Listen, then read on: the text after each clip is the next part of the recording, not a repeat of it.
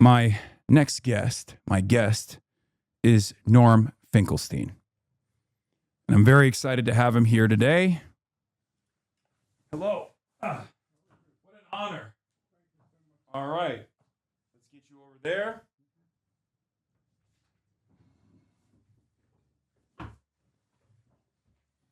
Norm Finkelstein is in the building, ladies and gentlemen. You're rocking the Yeezys. Wow, that's cool. They're not Yeezys. Okay. They're fake. They're $20. All right. Hold on. And we're going to be talking about your book, Gaza's Gravediggers, an inquiry into corruption in high places. This is the maiden interview for your book, right? That's what you said. Also, you got to come closer to the microphone and speak really directly into it. Unfortunately, these microphones have very they're very sensitive. They have a high noise gate, so you got to get really up close and personal with it if you don't mind. All right. Norm Finkelstein's in the building. Gaza's Gravediggers is the book, and I am really excited. I'll be frank and upfront and honest with you.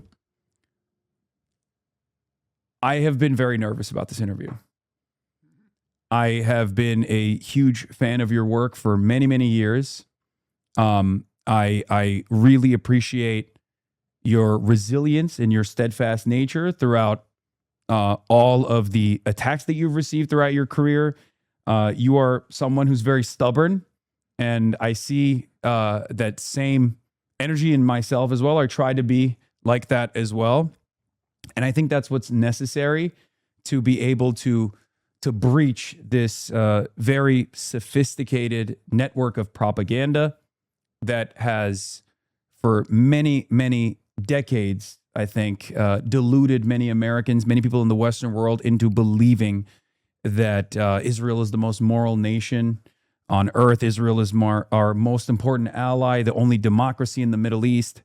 And I think, I read your book, and I saw a sense of nihilism in there as well, given the horrifying nature of the circumstances with Israel's genocide on Gaza. But I really appreciate that you have continuously pushed to uncover the truth.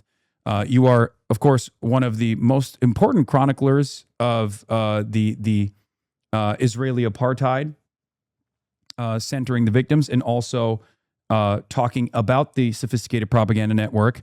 I am going to pull my questions really quickly, but I just wanted to give you that introduction first and foremost, and explain to you that I will be a little bit nervous, so I apologize.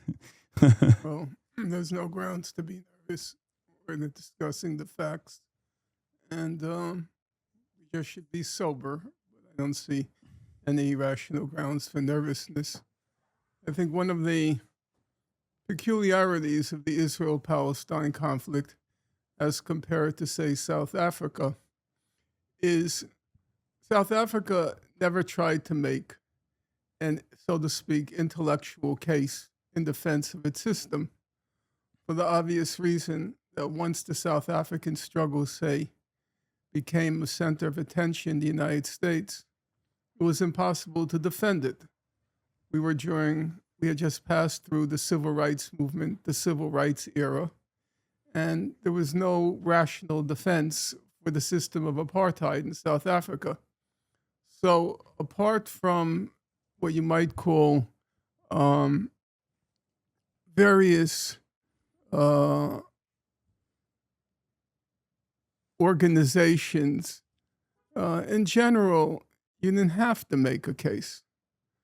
Whereas in the case of Israel, they had mobilized very sophisticated, abundant resources, but also sophisticated voices. And they made an intellectual case. And so long as they made it, it was compelling, it was convincing, because there really wasn't. Now remember, I'm an old timer, so I'm talking about the 1970s, 1980s. There wasn't much of an organized intellectual resistance.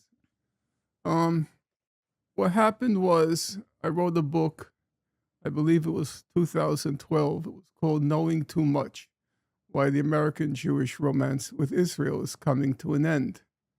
And the thesis of the book was more and more information was coming out about the nature of Israel and the Israel-Palestine conflict. And the information that was coming out primarily from human rights organizations, Amnesty International, Human Rights Watch, B'Tselem, the Israeli Center for Human Rights in the occupied territories. They were all liberal sources. It's not like you could dismiss Human Rights Watch or Amnesty International. You couldn't credibly dismiss them as anti-Semitic. You couldn't credibly dismiss them as right-wing. You couldn't credibly dismiss them as trucking in invidious Jewish stereotypes. In fact, a large portion of their staff were Jewish, Yeah. including the executive director, say in the case of Human Rights Watch, it was Kenneth Roth. So, and American Jews are overwhelmingly moderate to liberal in their political sensibilities. So there came a point of what you might call critical mass.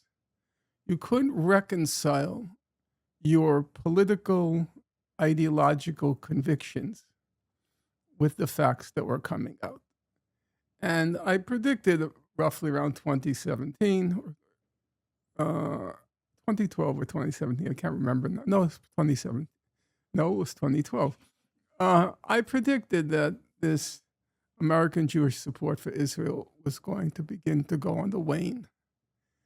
And then came Gaza. And Gaza was kind of overload. You couldn't any longer strive as you may. You couldn't any longer ignore it. And so American Jews faced a crisis. And what I imagined would happen now, had reached critical mass with Gaza, and everything fell apart, aside from the handful of fanatics and crazies. It was indefensible. And I think now you can never say these things with certainty because the news cycle passes. And maybe it could return to what it was before. The fancy word is the status quo ante. But I don't think so. I think it's pretty much over, the romance between American Jews and Israel, because it's untenable. Jews are not right-wing by nature. Yeah. And they could not tolerate, they couldn't absorb or reconcile what was happening. So we're gonna get into the book quickly because I feel like there are a lot of historical analogs you utilize when comparing. You start off with October 7, and you immediately in the beginning of the book, you not only document the ways in which the Israeli government engaged in atrocity, but you actually hyper focus instead on the Western media, the Western officials, the international institutions, and how they failed. You wrote the Gaza's grave diggers with the explicit purpose of documenting the institutional corruption that supported the genocide of Palestinians rather than Israel's actions themselves, though. That was a deliberate effort. You open the book referencing the fifth labor of Hercules, in which he's ordered to clean out the Augean stables filled with animal poop. This metaphor extends to the entirety of the book. Can you explain the reference to both myself and the viewers, and why do you believe it's necessary to focus the story on the institutions that insulated and supported Israel rather than Israel itself? Well, I think that's a very good question. I did not attack Biden. I have some passing remarks about Mr. Blinken, nothing substantive. I certainly didn't focus much attention on Mr. Netanyahu, on his cohorts, because the simple reason is when I wrote several books on Gaza, the record was not known.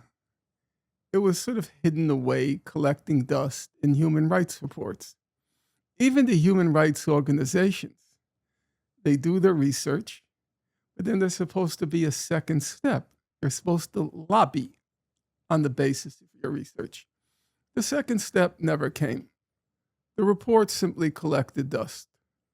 And so I wanted to preserve the historical record. And the purpose was because nobody had done that kind of work. I could say a large chunk of my life now sits on my bookshelf at home, bookshelves at home, with just not thousands, but tens of thousands of pages printed out of human rights reports. I wanted to document for history the record. That wasn't necessary with Gaza. Gaza now, everybody knows who wants to know.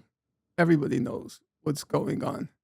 And I felt to simply document the record again was a waste of time. The record is known, and also the perpetrators are known. It'll probably, in my generation, the slogan was, hey, hey, LBJ, how many kids did you kill today? Referring to Lyndon Baines Johnson, the president during the war in Vietnam. I think Genocide Joe is going to go down also. Yeah. That will be remembered. So all of that seemed superfluous to go through the record again. If I had great narrative powers, I would have done it. I don't know if you've read, and I don't know if even your viewers will know, it was a wonderful, wonderful book written on the Israeli invasion of Lebanon in 1982. It's long forgotten now, but between 15 and 20,000 Palestinian and Lebanese were killed, overwhelmingly civilians. It was, up until Gaza was by far the biggest bloodletting. And there was a British historian, a British journalist, Robert Fisk, and he wrote this book, Pity the Nation. It's really breathtaking.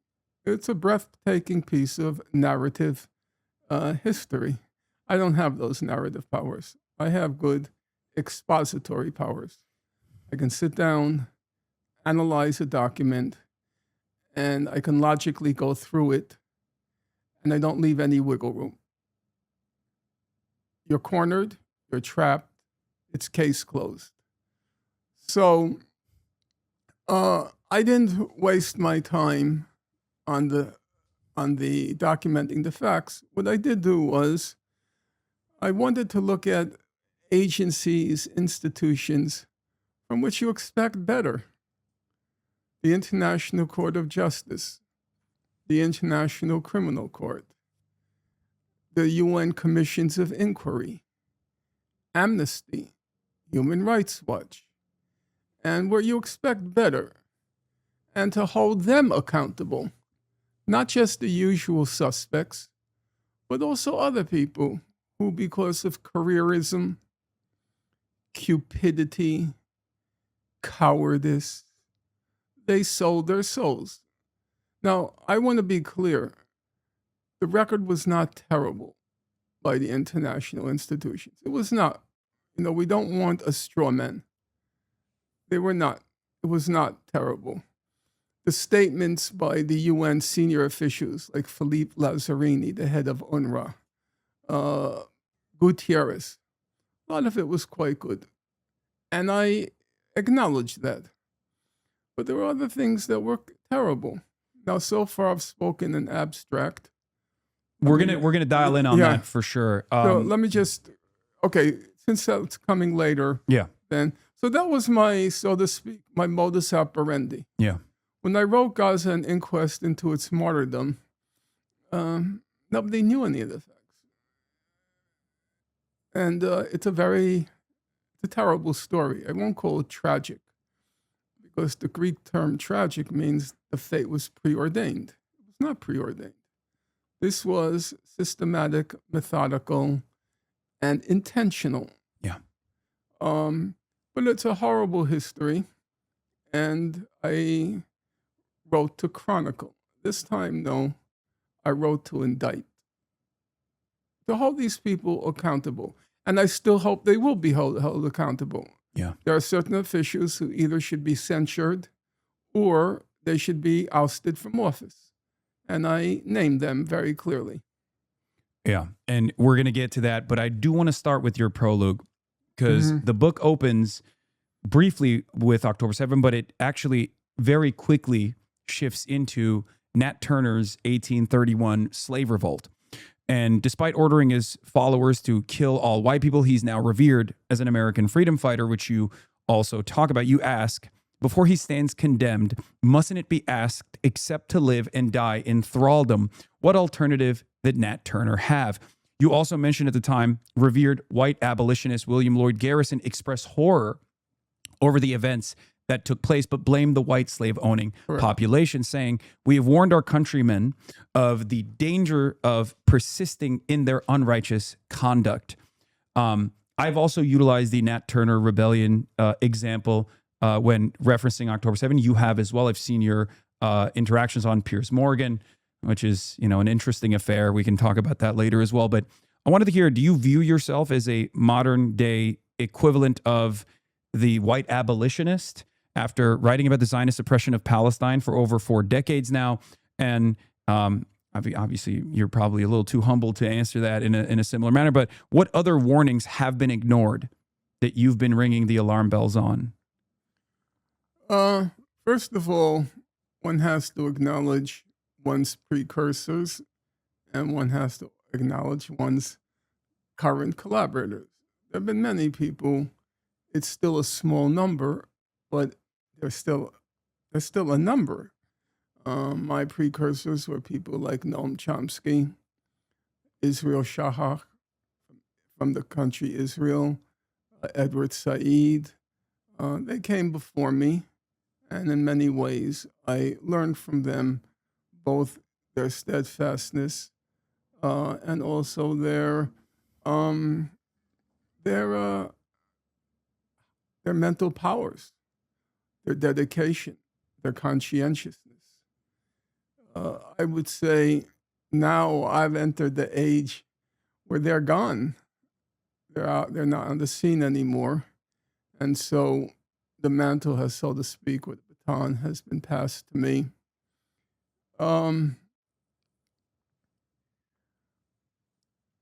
I don't believe I had any great powers of prediction. A lot of my analysis since October 7th, I believe, has been borne out. But in general, those who predicted that if Israel continued with the occupation, there was going to be a dramatic deterioration in Israeli society. There was a fellow, I suspect you've never even heard of him, Yeshayahu Leibovich, and he was Israel's great philosopher. He had 4 PhDs, a really smart guy. And he, along with a certain number of others, said as early as 1967, this occupation is going to be a complete disaster. That if you don't end it, Israel, he coined the phrase, by the way, Yeshayahu Leibovich, who was the most revered intellectual in Israel. He coined the phrase, Israel's turning into a country of Judeo-Nazis. People will say that term actually originated from David Duke sometimes. No. David Duke was not bright enough to originate it. So what's interesting on that point that you just mentioned is one of the examples that I often use is the horror in reaction to the Deir Yassin massacre from the likes of Albert Einstein, who has gone back and forth and has a more complex, I think, experience with Zionism and what it turned into. But his commitment to binationalism and living alongside peacefully with the Jewish and the Palestinian population was very clear.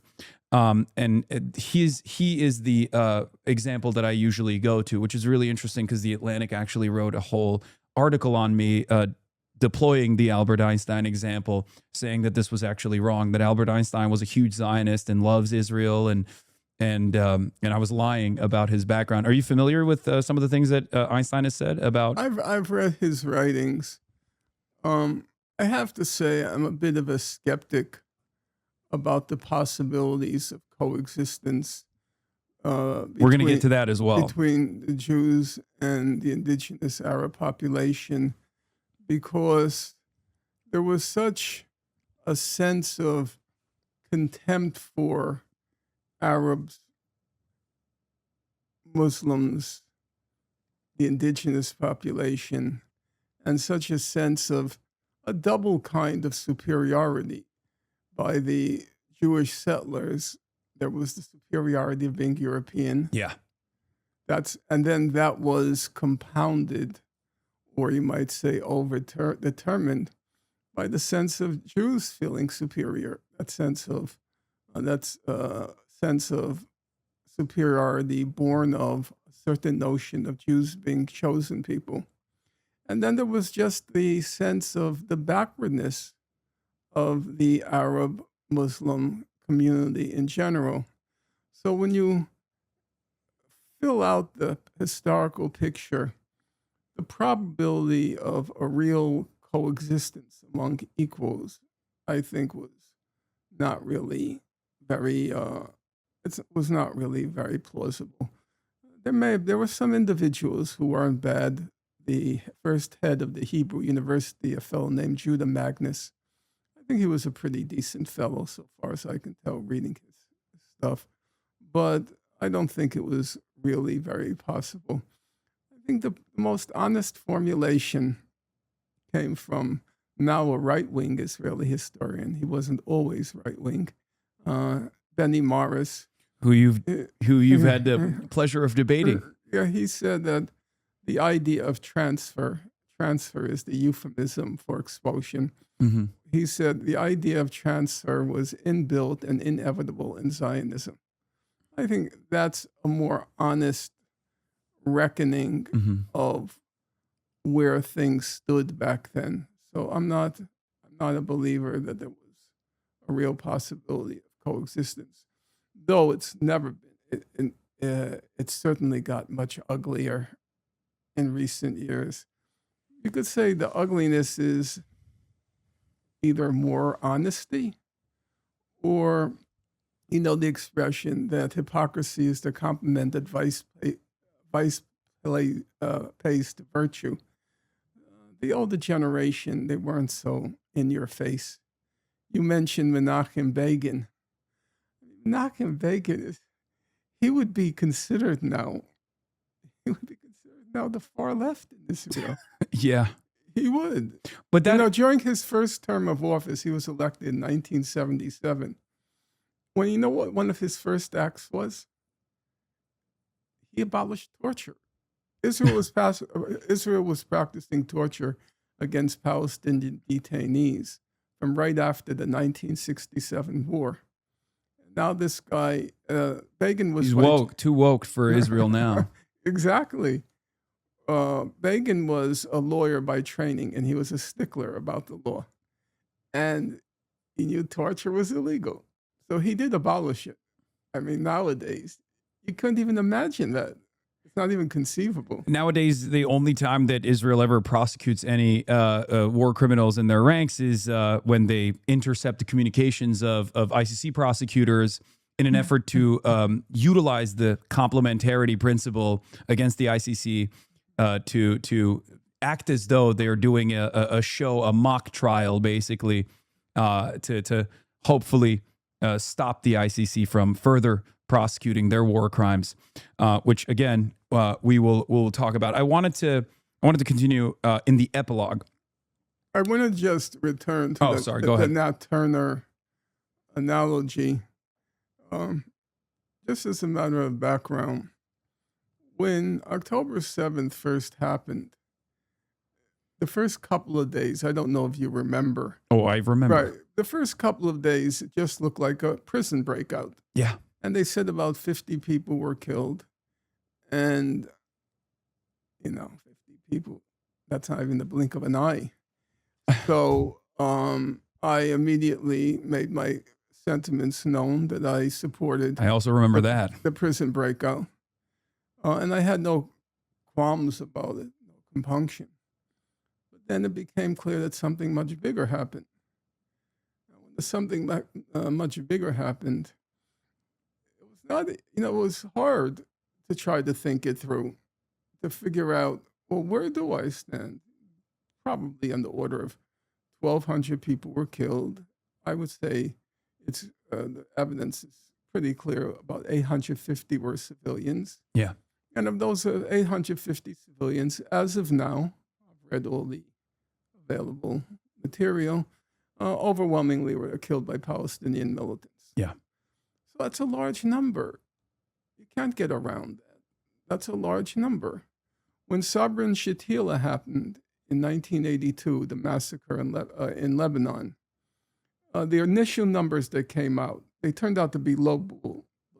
The initial numbers that came out were about 800 Palestinians were slaughtered in Sabra and Shatila. In fact, it was probably closer to 2,000.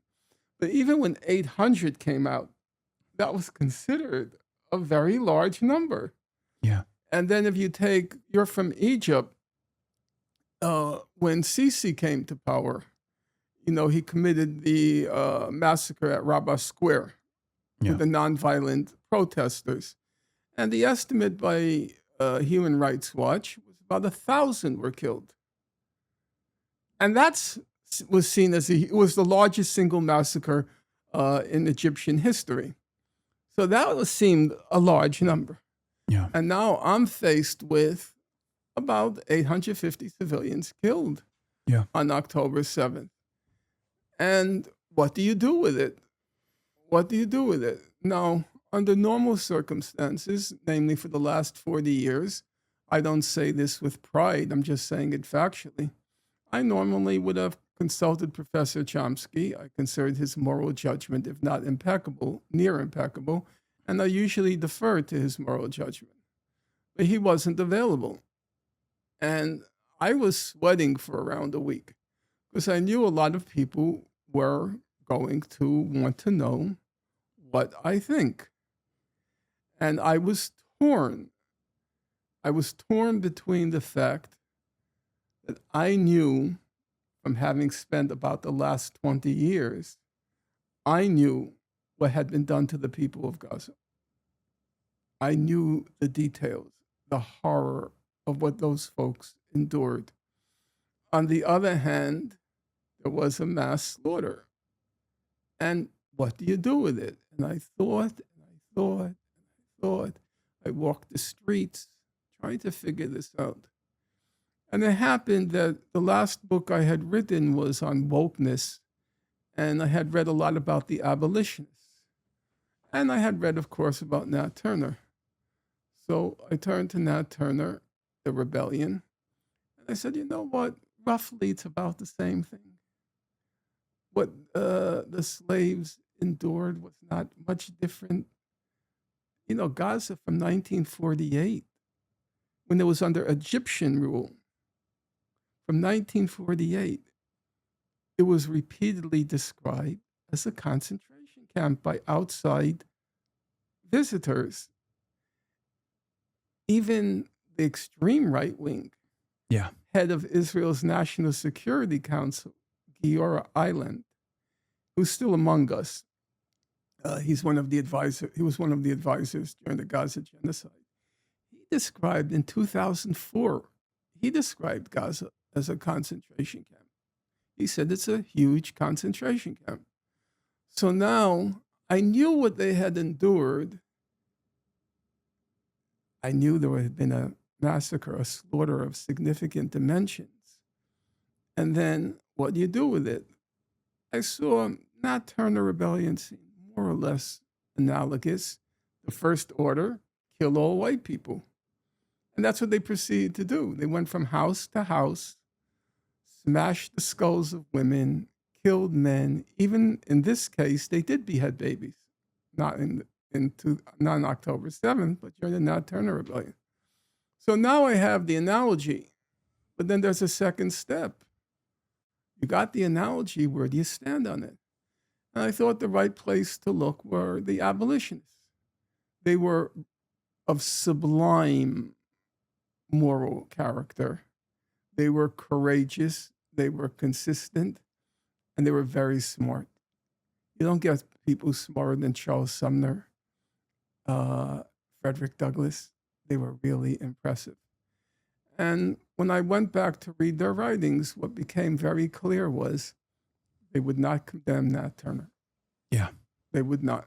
They condemned the white system that forced Nat Turner to do what he did, that the coercive system that created Nat Turner. And then I felt, okay, if I'm wrong, then the white abolitionists and black abolitionists, they're wrong. Including Frederick Douglass. Frederick Douglass is an interesting case. Yeah. Because the abolitionists were against violence. Yeah. They believed in what they called moral suasion. But Douglass described Nat Turner as one of our glorious martyrs, one of our revolutionary fathers. Same thing, W.E.B. Du Bois. Yeah. They all acclaim Nat Turner. And what's also interesting is the black people at the time, they did not condemn Nat Turner. They were Nat. Exactly. Well, I know that from your book. Yeah, he came to occupy a place in African American folklore, and he became a folk hero. They would refer to him as, quote, Old Nat's War, Old Nat's War, because they understood whatever the methods, whatever the horrors, and as you quoted William Lloyd Garrison, he recognized horrors occurred. But where did it come from? Ultimately, what was its deep source? Its deep source was the desire for freedom, the struggle for human dignity. Maybe it was wrongly expressed, but there's another question. What option did they have? What option, if you're speaking honestly, what option did the people of Gaza have? They tried diplomacy.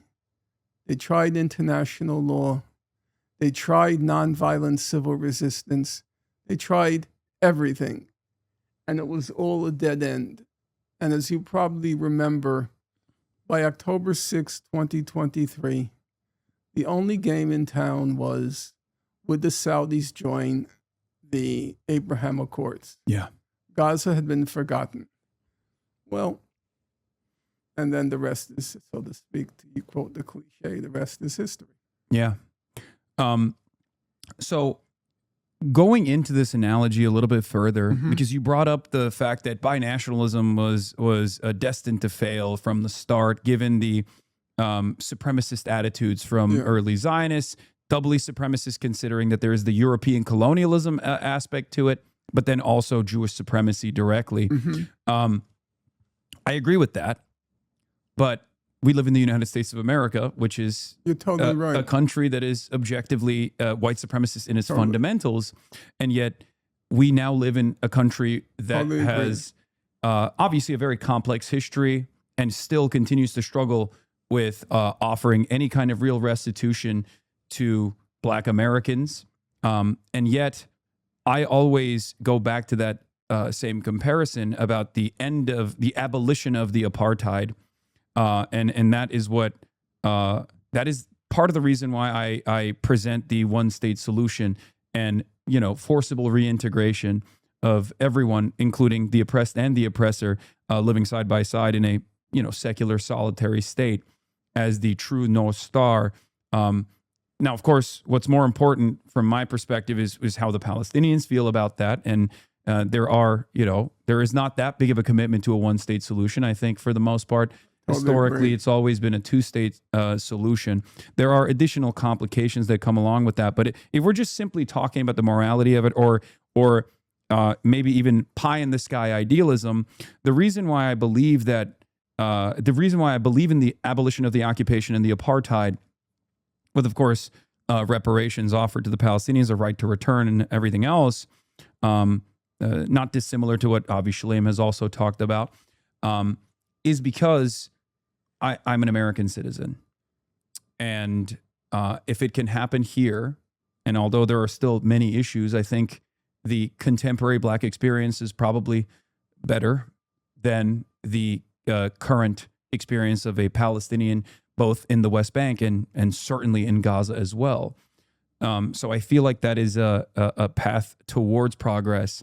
It would require tremendous amounts of outside pressure from not only the international community, specifically the United States of America, American Jews as well, with connections back to Israel, familial connections. But that is what I believe. You're saying that is not possible because Zionist fascism is far too powerful of a force in Israeli society. I wouldn't use the word fascism only because I don't believe it's the relevant term. I think Jewish supremacy is the better description. The question, I think, it comes down to this, and it's a judgment call. Remember, we had two processes in the United States. You referred to the African American experience.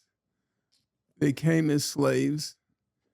A civil war freed them legally, then set in the system of Jim Crow, which meant de facto things were better than slavery, but not significantly better than slavery. Yeah, apartheid.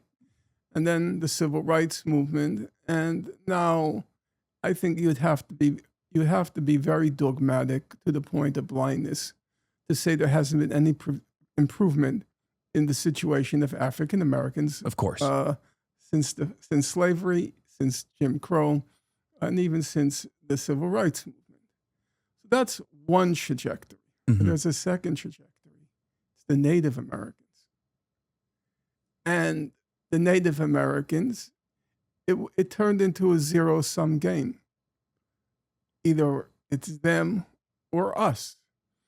Was there a possibility with the Native Americans, not African Americans, was there a possibility with the Native Americans of a kind of synthesis, symbiosis, transcendence? Speaking honestly, I think the answer is no. Yeah. It's Noam Chomsky has brought this up as well, where he says that unlike the apartheid in South Africa, where there was utility to the black population, which is 90% of the entire population as a part of the labor force, Israeli society broadly just wants to ethnically cleanse the indigenous population and would rather hire outside labor from Thailand or numerous other places around the country, around the world. So yes, it is a. So I don't know which is the right analogy. Yeah. It was very striking to me when I was reading about the abolitionists, including Douglas, by the way. They were very, very harsh on the Native Americans. They didn't have any good words or kind words to say. They all saw them. I'm talking about Douglas, Sumner, the others. They all saw the Native Americans as savages. And it was, if the Euro-American project was to advance, they had to be pushed aside. It was zero sum. There was no notion that we can live together. So the question is, which is the Israeli experience closer to? I'm inclined. Look, I don't want to be totally pessimistic about it, and I recognize people change. Let's say you could say Germany and Japan were horror shows during the first third of the 20th century. They were, you could say, at the extreme end of imperialist, racist countries, okay? You could say, okay, Germany and Japan, they're no longer horror shows. That's true. And they're probably on the more Pacific end of the political spectrum. But the Jewish question was solved. It was solved by their extermination. So they didn't have to contend with it. There's anymore. Also still a lot of residual racism in Japanese society as well. Right. I'm not even talking about the German philo-Semitism, right. Yeah. Look, there are all sorts of nuances, but the bottom line is, yes, it's true. Germany today is very far from what Germany was in the 1930s, but it's also true to say the Jewish question was solved. It was solved by their extermination. the Native American question was basically solved in our country Yeah. by their expulsion and significantly, not entirely, but there were significantly elements of extermination. So I'm not sure. As I say, I don't want to be totally pessimistic, though one thing I am totally pessimistic about, the current mindset of the Israelis, it's just off the charts. One thing I think is there are several misunderstandings about the conflict. And one misunderstanding is it's not a war. There was never a war Yeah. in Gaza. Every time you use the word war to describe what happened in Gaza, you become wittingly or unwittingly a tool of Israeli propaganda. Yeah. Once you say war to describe the unfolding of events, Israel has won 90% of the propaganda battle. Once we two are sitting here, you may say you're against what's happening in Gaza. I say I support what Israel is doing in Gaza. But if we establish as the common language the war in Gaza, Israel has won 90%. There was never a war in Gaza. Yeah. A war denotes something very clear. It denotes you're trying to inflict a military defeat on the opposing army.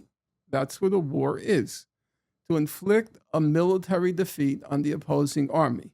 Now, in the course of a war, civilians sometimes get killed. That's called, the technical term, collateral damage. Yeah. Also, virtually every war, but not every war, but virtually every war, has a terror component.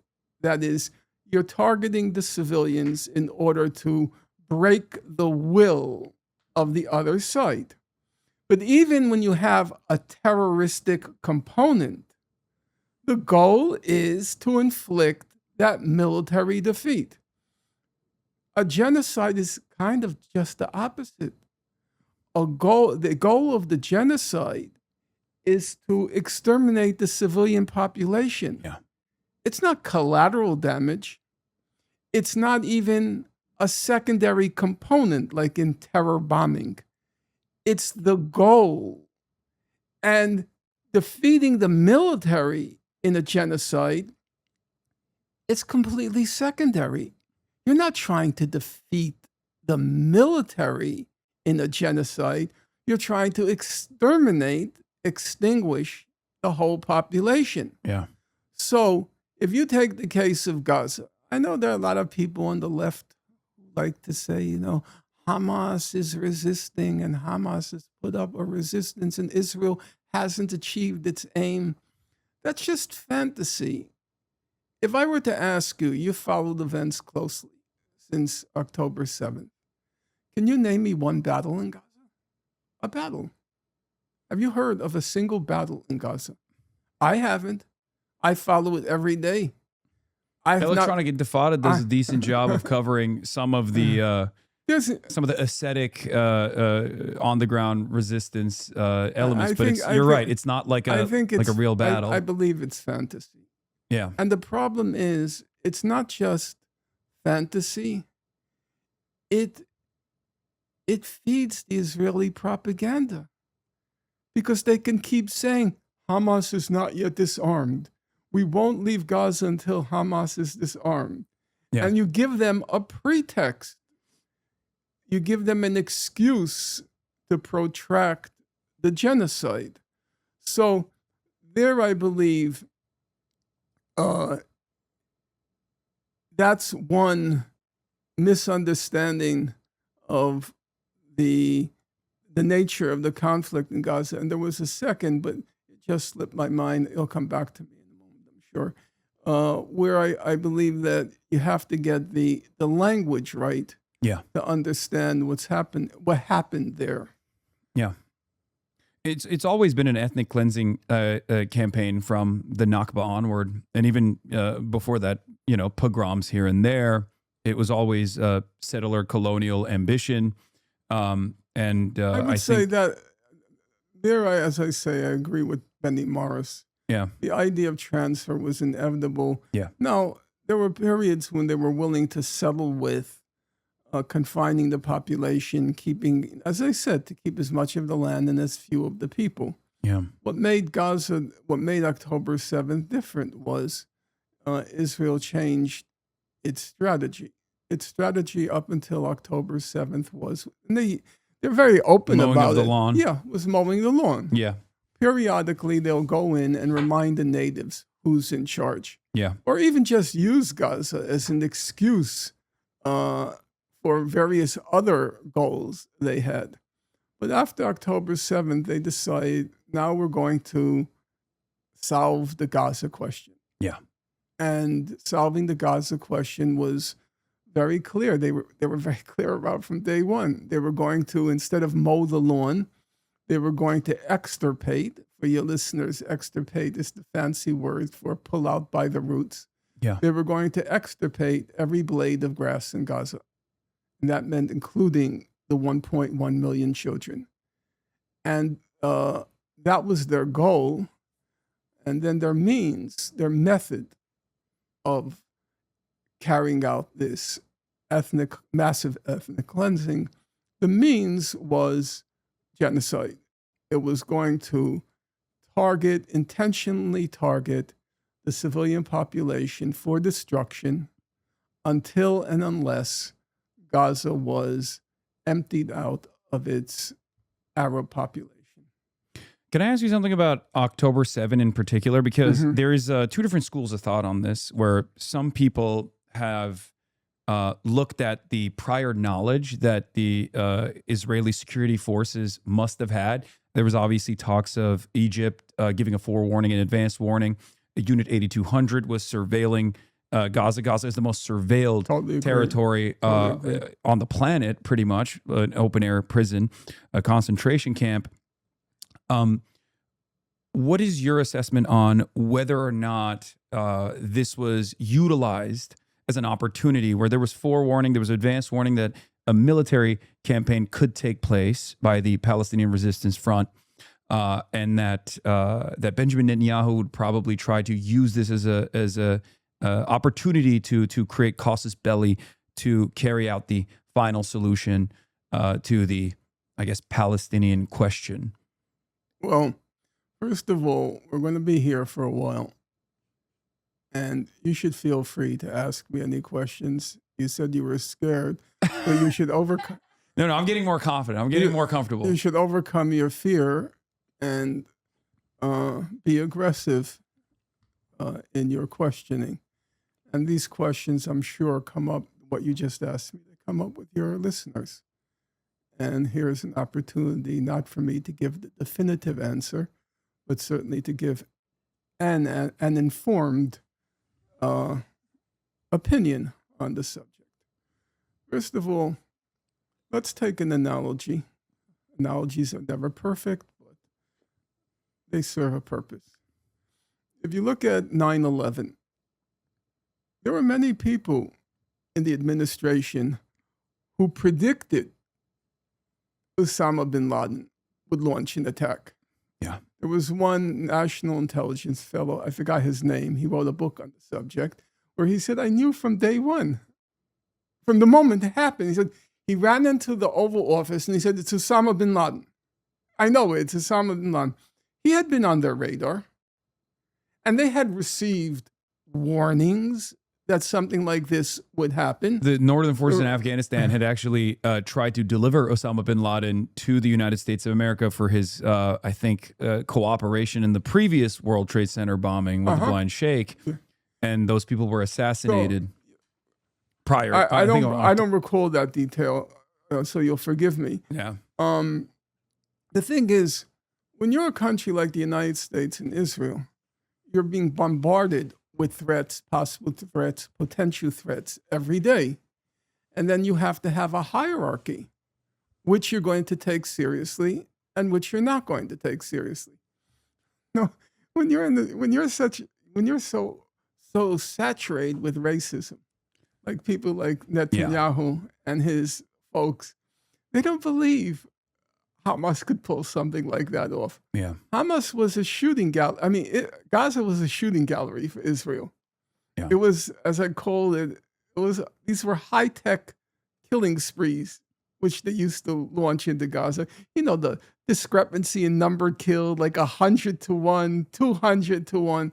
They didn't think Hamas had the capability, the capacity to pull off something like that. So I'm sure they received reports. I don't think Hamas thought that they I had that totally capacity agree. as well. Totally agree. Yeah. So They admitted it as such. They were shocked by how easy it was, Yeah. you know?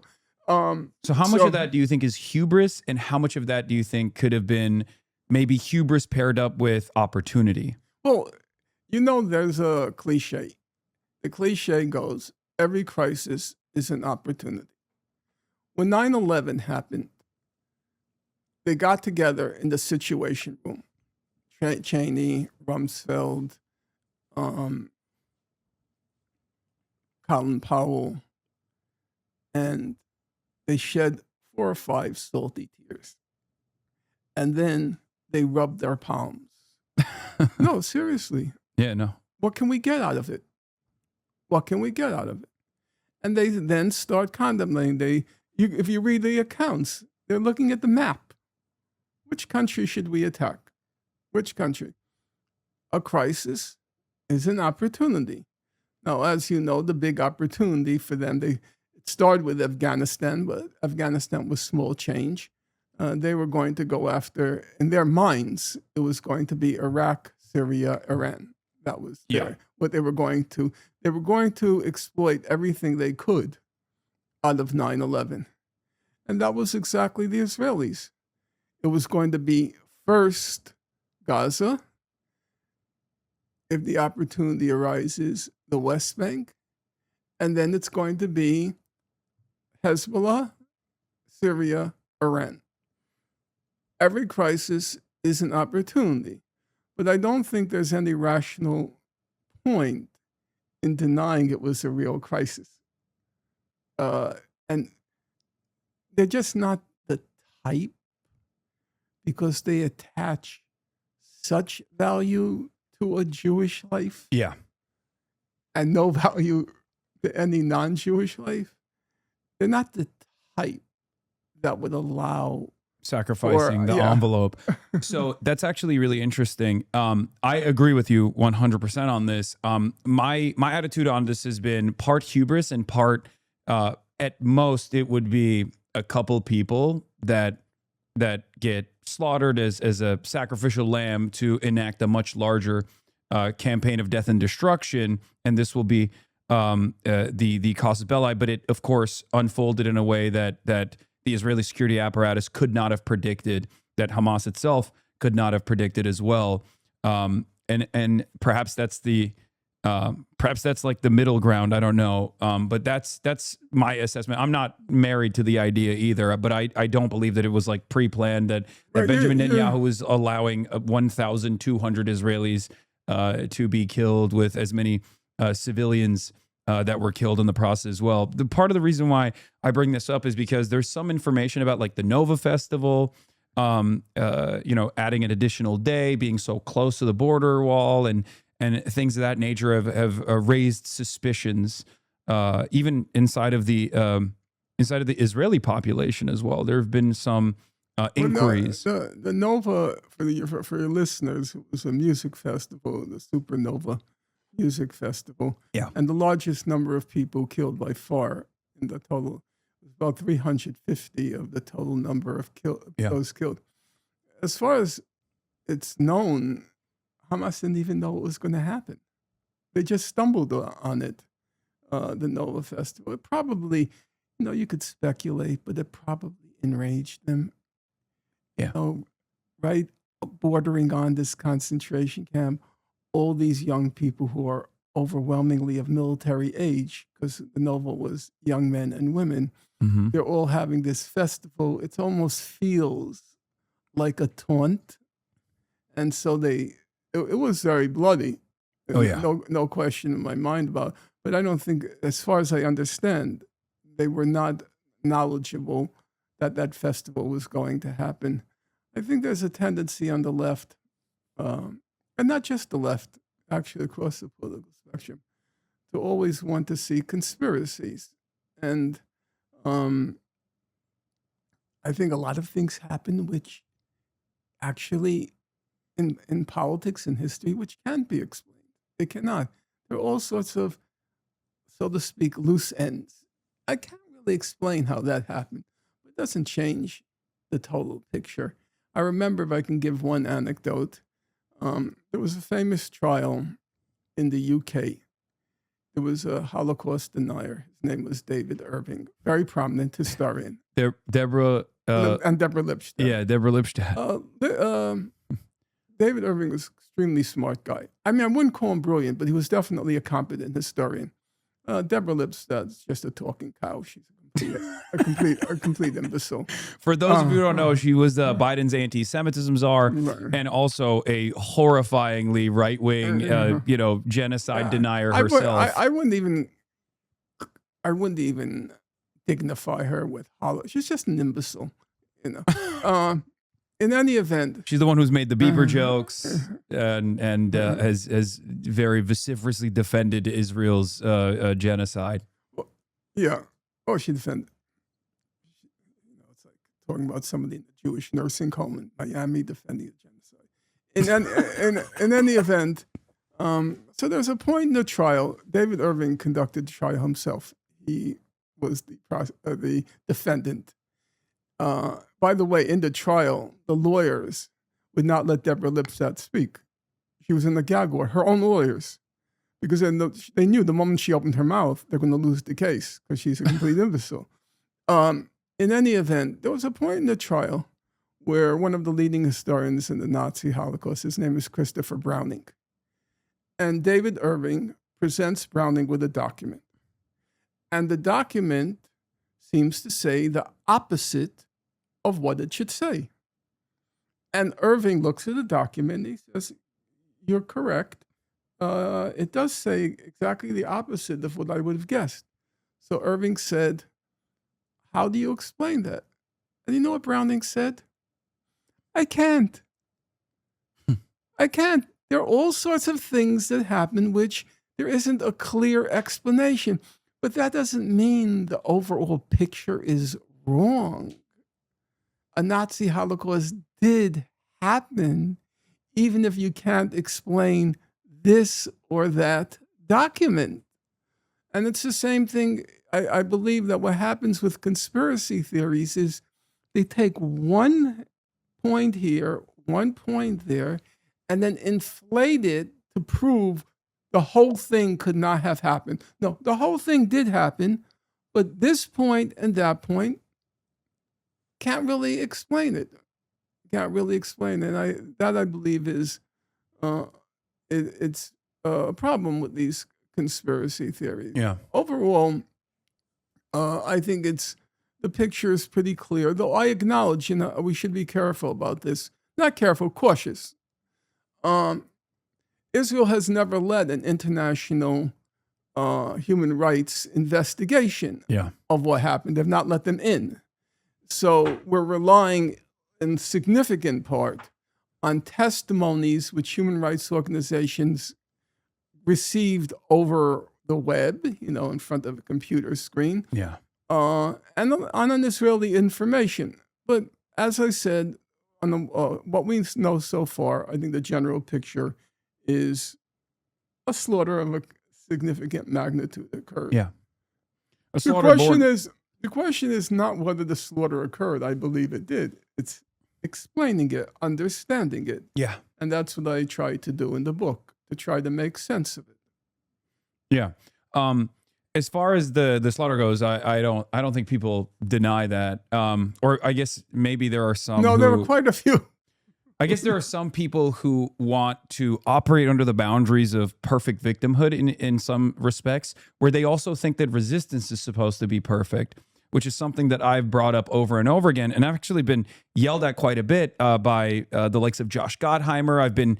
The ADL has been after me for the past 3 years, and they've created this glossary for me as the arch anti-Semite, as they call me.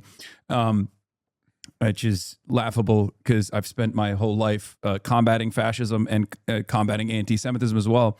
And one of the things that they constantly go back to, and this ties into the second chapter of your book that we're going to get to in a second, is at the time I was talking to people in my audience in a relatively hostile environment where they were frustrated with me, and they were saying, like, why don't you just reflexively deny that the likelihood that rapes happened at all? And there's this moment where I respond to them and say, look, at the time, we did not have enough evidence for whether it had happened or not, but there was certainly evidence unfolding that there was no systematic mass rapes that had taken place at the directive of Hamas leadership. That was very clearly something that you also point to in chapter 2 of your book, where you extensively cover the ways in which the propaganda apparatus greatly overemphasizes these heinous sexual crimes that took place with very little evidence at the time to tie it back to white supremacist birth of a nation comparisons were made. The barbaric indigenous forces are engaging in sullying the superior women of the Israeli population. So I responded with, it doesn't matter if rapes happened on October 7. That doesn't change the calculation for me at all. Whether or not they happened at the time, we didn't have enough evidence. But even if it did, it wouldn't justify genocide. And that's something that to this day, CNN and all of these other outlets love utilizing as a quote that they clipped out of context to say, it doesn't matter if rapes happened on October 7th. And I find that very frustrating, as a way to try to create an environment of censorship through bullying of this sort.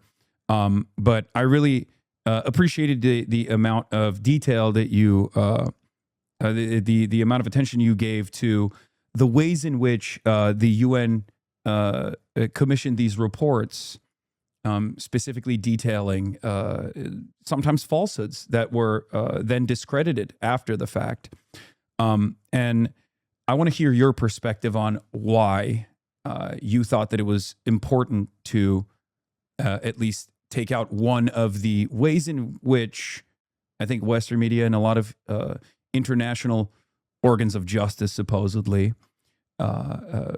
played a role in aiding and abetting the propaganda of Israel to justify Israel's genocide. Well, that's a large question. And you're going to have to keep me on point because there are several issues that you raised. First of all, the first 2 points you made are completely correct, in my opinion. Number one, rapes could have happened. Yeah. People who I have high respect for, when the issue first came up, I was skeptical. I was skeptical on personal grounds. Okay? I had been to Gaza. Remember, and here we can disagree. Okay? The scenes that they were describing, they were kind of like this kind of frat boy bravado. Gang rapes, cutting off a woman's breast, playing touch football with the woman's breast. Rabbi Shmuley. Yeah, I had been to Gaza. I knew the young men there. And the kinds of scenes that they were describing seemed to require a kind of sexual self-confidence that didn't seem to click with the young men in Gaza. So from the beginning, I was a bit skeptical. But then friends of mine, I won't name them, people you know, they say, look, Norm, in times of war, crazy things happen, rape happens, sexual violence happens. No reason to assume that it didn't happen here. So, like you... That was my initial assessment as well. So, like you, I agreed on that point. at the beginning. I didn't accept it, but I saw it as a plausible possibility that I had to be open to. Number two, you're absolutely correct. In the big picture, listen, we all agree killing people is worse than raping them. That should be pretty obvious. As a crime, murder ranks higher than rape. Now, some people say don't rank them. No, we always rank them. That's why we have homicide, murder, first-degree murder, second-degree murder, third-degree murder. We're always making hierarchies of crimes. We have misdemeanors. So if 1,200 people were killed, that's horrible enough. Why? It's not going to change the big picture if rape and sexual violence happen. It's wrong, it's terrible, but the big picture was horrible enough, which actually raised a very interesting question. The interesting question is, if it didn't happen, why did Israel make that their litmus test? That's where they threw down the gauntlet. You had to agree that sexual violence, including rape, happened, or you became the equivalent of a Holocaust denier. And it was an interesting question. Why did you make that your red line? There were so many other red lines, killing children, and all sorts of other, pretty terrible things that happened on October 7th. Why did they make that the red line? And that brings us to the next question. Why did they make a red line of something that didn't happen? That to me is a point of reflection. If you look at the record, and I've gone through it as closely as possible, if you look at the record, what do we know? Let's start with the basics. There's no forensic evidence of rape. Now, Israel had a plausible explanation of that. The plausible explanation was they weren't prepared for a crime of this magnitude, 1,200 corpses. And so they processed the bodies very quickly to prepare for the ritual death, the ritual burying. Yeah. Okay? They didn't preserve any bodily fluids and any other signs that a rape had occurred. I don't know if it's true or not, but I would say it's certainly plausible.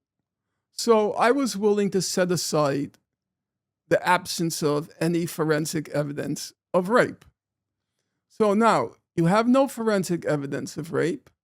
That's going to leave, for material evidence, we'll leave witnesses aside for a moment.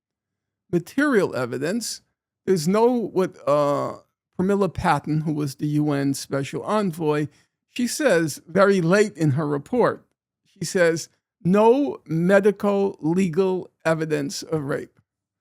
And then that brings us to the second material evidence of rape, and that is digital evidence. Now, digital evidence is a very interesting case. So listen up. The most recent report that came out by an Israeli, Dr. Elkayim Levy, she says we have 10,000 photographs and digital segments from October 7th. 10,000.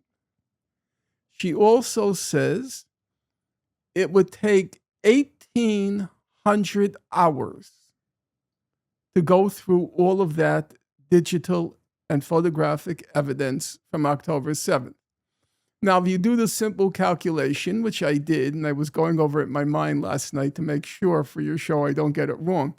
You know, if you were a single researcher and you were working 8 hours a day, every day of the week, including weekends, do you know how long it would take you to go through all of that digital evidence? How long? More than 7 months. And it was a very confined area. Mm-hmm. It was the Gaza envelope. Yeah. Okay. So, as a first approximation, you could say not much could have escaped the collective lens Yeah. of 10,000 photographs and digital segments. Including GoPro camera footage Okay, from the we're militants going. Yeah, themselves. we're going to Yeah. go through CCTV, Yeah. traffic cameras, iPhones, on the militants themselves, body cams, dash cams, GoPros. So now, where was the digital evidence? There isn't one. I hope your viewers will hear this, your listeners. There is not one single frame of Hamas committing rape or sexual violence.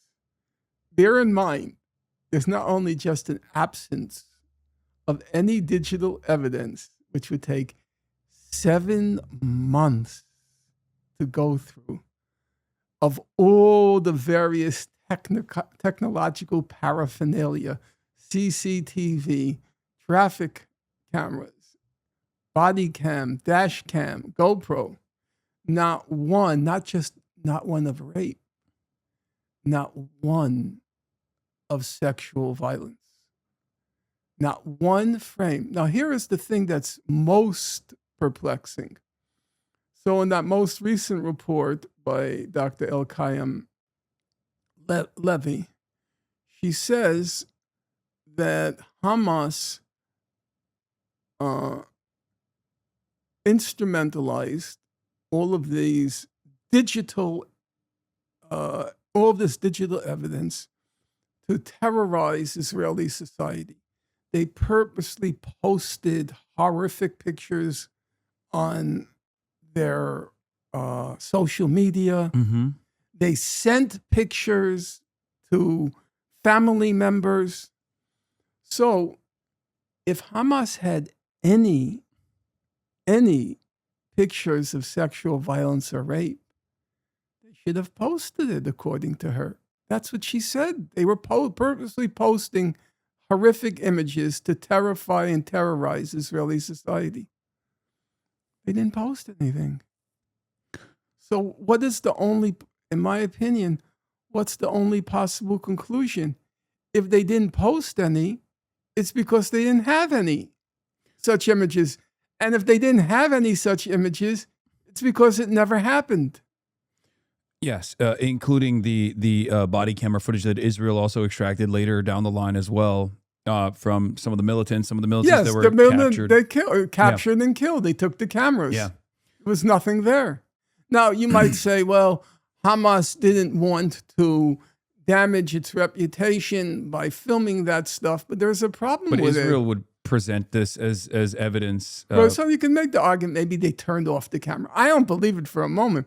But the problem with it is you said that they were instrumentalizing these pictures in order to terrify and terrorize. So they wouldn't have turned off the camera. They would have purposely photographed it and then transmitted it. Yeah. So by their own argument, it couldn't have happened. Now, as I said, there's So let's talk about the why. the why. Why was rape, Mhm. sexual assault, like sexual assault directed by Hamas? Mhm. Why was that the initial line of attack in your by your estimation Mhm. from the Israeli side? I think there were basically two reasons. First of all of Israeli propaganda is directed at American society. And in the United States, the rape, the dark-hued Arab raping a virginal white woman, it has a deep historical resonance. So it was going to play well here. The second reason, and I probably will get criticized for this, is because of the woke culture. And that's what I think happened with the UN investigations, what happened with the Human Rights Watch investigation, what happened with the Amnesty investigation.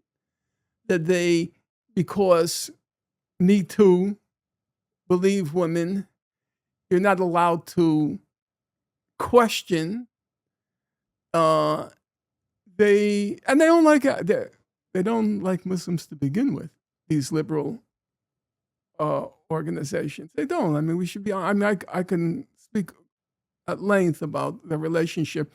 The human rights organizations had a very different relationship with the West Bank than they did with Gaza, because in the West Bank, Ramallah is like another metropolis.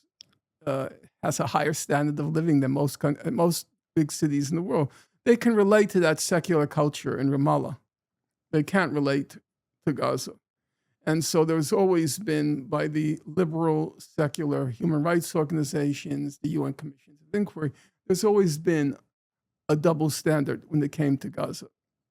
So I think that there was a certain kind of certainty that you can play that card and get away with it when it came to sexual violence and rape, which you couldn't, which in other aspects, the human rights organizations were in bed in their investigations. It was this particular issue where they capitulated, and I think they capitulated because of the woke culture. So you then... I mean, there were points where it's just it was really, I have to say, it was stomach churning.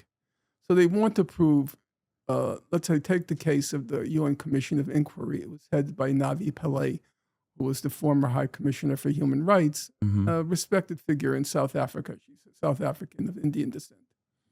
So she knows there's no evidence of sexual violence. She knows that. She knows there's no forensic evidence, there's no digital evidence, but she has to go along with the woke culture. So what does she do? She says, well, we saw pictures of women hostages who were taken and that they were placed on motor scooters or motorcycles between two Hamas militants. Okay. So you think to yourself, yeah, okay, there's a woman placed between, and we all know taking hostages is wrong. Not a complicated question. But what does this have to do with sexual violence? So she says, by placing two Hamas militants in the front and back of her, Hamas was guilty. The expression they use is coerced intimacy. Okay, taking hostages is wrong. But is there a new rule of international law? If you take a woman hostage, you have to book an Uber? I mean, this is just stupid. But they were so desperate, clutching at straws to come up with an argument. And as I said, I think it was in large part, first of all, it's the revulsion against Muslim men. And they were honest about that, by the way. They said in the human rights reports that Israel in particular was targeting Muslim young men and older men. That was clearly a target. I think they even called it acts of extermination or crimes against humanity. But the truth of the matter is they all carry that prejudice. And the Israelis knew that prejudice would resonate in the American, in the United States in particular. And the truth is, very few people challenged it. I mean, there were people who challenged it, no question about it. But it took a certain amount of, I don't want to call it courage, but you knew that you were going against the current. People like Sheryl Sandberg, the former chief operating officer of Meta, best known for her book Lean In. Yeah. She did this documentary called Screams Before Silence. It was just complete nonsense. Yeah, you compared it to D.W. Griffith's Birth of a Nation, arguing that she leans in on primordial racialized tropes of the feral, dark-hued rapist to mobilize Western psychic demons, similar to how Birth of a Nation incited lynchings of black people. And the thing with Sheryl Sandberg is no fool. We should be clear about that. She attended Harvard. She studied economics. She was the top economics student in her class. Hmm. Sheryl Sandberg knows what evidence is. This is not some Deborah Lipstadt. This is somebody who has high standards of evidence. But then when it came to this, she just, it's the cause. It's the cause. In the cause, there is the cause and there are the facts. Hmm. And the facts are trivial things as compared to the cause. And for her, Israel must live. So whether she does it wittingly, unwittingly, I have no idea. But she manages either convince herself that these are facts, or she convinces herself that the cause is more important than the facts. Someone like Alan Dershowitz, who I've had interactions with, and I know pretty well his mind. For Alan Dershowitz, it's just the cause. He knows what the facts are. Hmm. He knows what the facts are. Someone like her, I don't know. Okay. What I do know for certain is there's no evidence. And so on the other side of that, there is also the verified incidents by the UN of sexual violence by Israeli forces against Palestinian detainees in Sdei Teiman, Ketziot, Ofer. However, in March 2026, the charges against these Sdei Teiman reservists were dropped entirely. And this also led to something I call the pro-rape January 6th riots that unfolded in Israel as well. It was a massive controversy. It got very little coverage in the United States of America because, unfortunately, our corporate media is completely complicit in Israel's actions. That, I think, the initial prosecution of those 6 concentration camps guards were also in an effort to utilize or weaponize complementarity against the International Criminal Court, in my opinion. That's speculative. You may disagree with that. I don't know. I don't think I think you should explain for your listeners what you mean by complementarity, because it's important for people to have clarity about these issues. The way our international legal system works is it says every nation should prosecute its war criminals. Yeah. And if it shows good faith prosecutions, then we're not going to interfere. We will let you carry out, and even if you acquit somebody, so long as you show good faith, that you've basically followed the protocol, the procedures, we will defer to the judgment of your national court. So complementarity means if you do your job, we don't need to do our job. We're not going to interfere. But if the evidence is you're not doing your job, then we will. Complementarity is not IM, it's EM, meaning we complete what you didn't do. Mm-hmm. So if you didn't do your job, then we're going to complete the job by doing what you should have done. So your point is that Israel sometimes pretends as if it's doing its job, it's carrying out its prosecutions, and therefore the international institutions like the ICC don't have to do their job because you're already doing their job for them. Yeah, so occasionally Israel will pretend, though in recent times they don't pretend very much anymore. No. And this was one of those instances where I believe not only did the primary responsible party actually unmasked himself on Israeli television, became a folk hero of sorts. There was a Knesset session, an emergency Knesset session, in which one of the ministers of the Knesset had told a Palestinian minister of the Knesset that that the Israeli concentration camp guards had every right to anally rape and brutalize and murder the Palestinians inside of their prisons as well. Well, one of the differences between the claims against Hamas and the claims against the Israelis is the Israelis posted a lot of of sexual violence on their own social media. Yes. Yes. The stripping of the Palestinians and things of that sort. They themselves posted it on their Yeah. social media. In the case of Hamas, as I'm sure you know, the attack occurs on October 7th in the dawn and pre-dawn hours. And so, and also the Supernova Music Festival was a free love festival. That was how it was advertised as a free love festival. So a lot of people were naked when the attack occurred. And so there were naked bodies because they were running. They were under attack, and everyone's, a hysteria, rightful hysteria broke out. So there were naked bodies, for sure. That part I don't contest. The question is, did Hamas order them? Were they engaged in active sexual violence? There's no evidence for it. But in the case of Israel, they posted on the social media the fact that they were ordering them to strip in the middle of the street in front of their families and so on and so forth. So the evidence was there in the case of Israel, but there was none in the case of Hamas.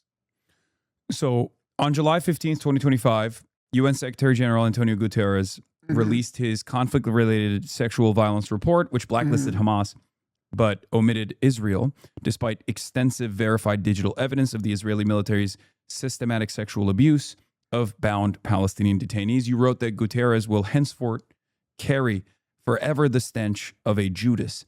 What were the immediate geopolitical pressures that led to his capitulation, and how did this trigger the sudden resignation of the entire Pillay Commission of Inquiry the day before? Well, unfortunately, those questions we'll not know the answer to. What happened was there was a huge amount of pressure put on the Secretary General. He issues an annual report on sexual violence in conflict. And then there's there's an appendix or an annex with the main perpetrators. And the Israelis were determined to get Hamas on that list of major perpetrators of sexual violence in conflict.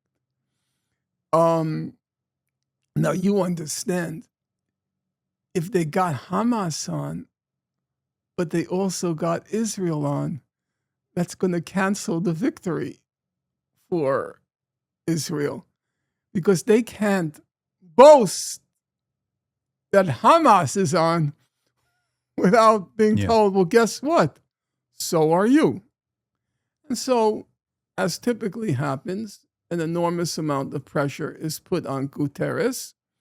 And this happened many times before in the UN system. I've written about it in regard to Palestine. And I think a lot of the pressure came from women's groups and human rights groups to get Israel put on it. Remember the Pramila Patten investigation. That was the initial claim about Hamas sexual violence. That wasn't the UN commission. That was a special commission appointed by Guterres. And I'm sure the pressure. And what form does it take? I can't tell you. I don't know. Has it happened before? Yeah, there have been many times. Not many, but there have been times that it happened.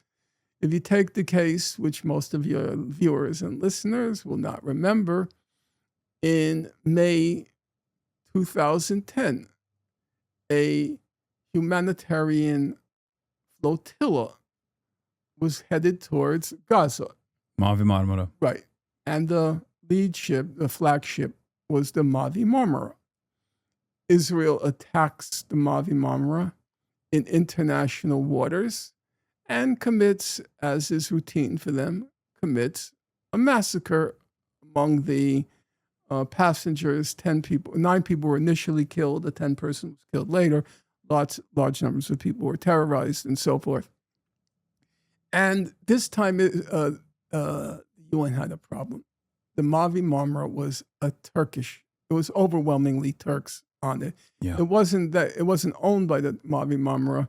That was the Comoros, but it was a Turkish vessel. Yeah. Okay? And the head of Turkey, who was still the head, Erdogan, he put a lot of pressure. So Gutierrez appoints this fake commission to vindicate Israel, to say Israel didn't do anything wrong. And they did the same. Now, after October 7th, he creates this fake commission headed by Pramila Patten, who says that I have documented cases of rape. And then the next step is they wanted to get Hamas on that list, and he capitulated. Now, as I said at the very beginning, Gutierrez wasn't terrible. He was not. A lot of statements he made were pretty tough. He was a lot better than Ban Ki-moon would have been, his predecessor. He wasn't terrible. But in the moment of truth, he failed Gaza. And then you know what he did? A new report was issued, because it's a periodic report. This time, he put Israel on the list. Now you might be wondering, why did he do it this time? You know why he did it this time? Because he has 6 months left in office. Oh. So he has nothing to worry about. The show is over. If you look at the last days of Ban Ki-moon, who said nothing during the various Israeli killing sprees in Gaza, at the very end, the last days, he says something. You take the case of Fatou Bensouda. She was the former chief prosecutor Of the International Criminal Court. In National Criminal Court. Her whole term she not only didn't say anything, she fought so hard to protect Israel. And I'll say it because everybody's now acclaiming how Fatou Bensouda resisted and fought back against the Israeli blackmail. That is nonsense. She was either being bribed or blackmailed by Israel until when? She had 3 months left in office. And then she says, I'm going to investigate what Israel's doing. Yeah. Would you They all do the same thing. So I actually want to talk about something relevant because this is in the news right now. Karim Khan is horrible. So yeah, he initially was the He pick. was horrible. He was Israel's he was the hand-selected Israeli choice. And what's really interesting about that case is that not only was he the hand-selected Israeli choice, that he also actually came in with an immediate concession towards Afghanistan, towards the United States of America, refusing to prosecute certain war crimes conducted there, if I recall correctly. But Benjamin Netanyahu has been going on the American news channels and claiming that Karim Khan only chose to prosecute Israel after there were sexual assault allegations launched against him in an effort to, revitalize his career, in an effort to gain favor. Do you feel like that was potentially, because it looks like it has the hallmarks of Israeli blackmail, or just blackmail in general, not just Israeli blackmail. First of all, Karim Khan did nothing during his term, from the beginning of his term of office, in defense of Palestine and Gaza. There was now an ongoing investigation. That was what Fatou Bensouda, she launched an investigation. Mm-hmm. He did absolutely nothing. And then he had a problem. The problem was October 7th. Yeah. How do you do nothing? You acted with a blink of an eye over Putin in the Ukraine, and you're doing nothing in the case of this genocide in Gaza? So he had to do something to save face. Now remember, It just, you have to laugh. He indicted 3 members of Hamas and 2 Israelis. Yeah. 3 members of Hamas and 2 Israelis? Would you mind showing me the numbers? About maybe 50,000 killed at that point. Yeah. 50,000 killed versus 1,000 killed? And there are 3 indictments against Hamas and 2 against Israel? So he had to do something. He had to do something. And then he was punished for doing something. The funny thing is, obviously we can go down 1,000 byways because there's so much to say. So who's leading the charge against Karim Khan? Ken Roth, the former head of the Human Rights Watch. Yeah. He says Khan did terrible things and blah, blah, blah, blah, blah. Now, let me tell you something.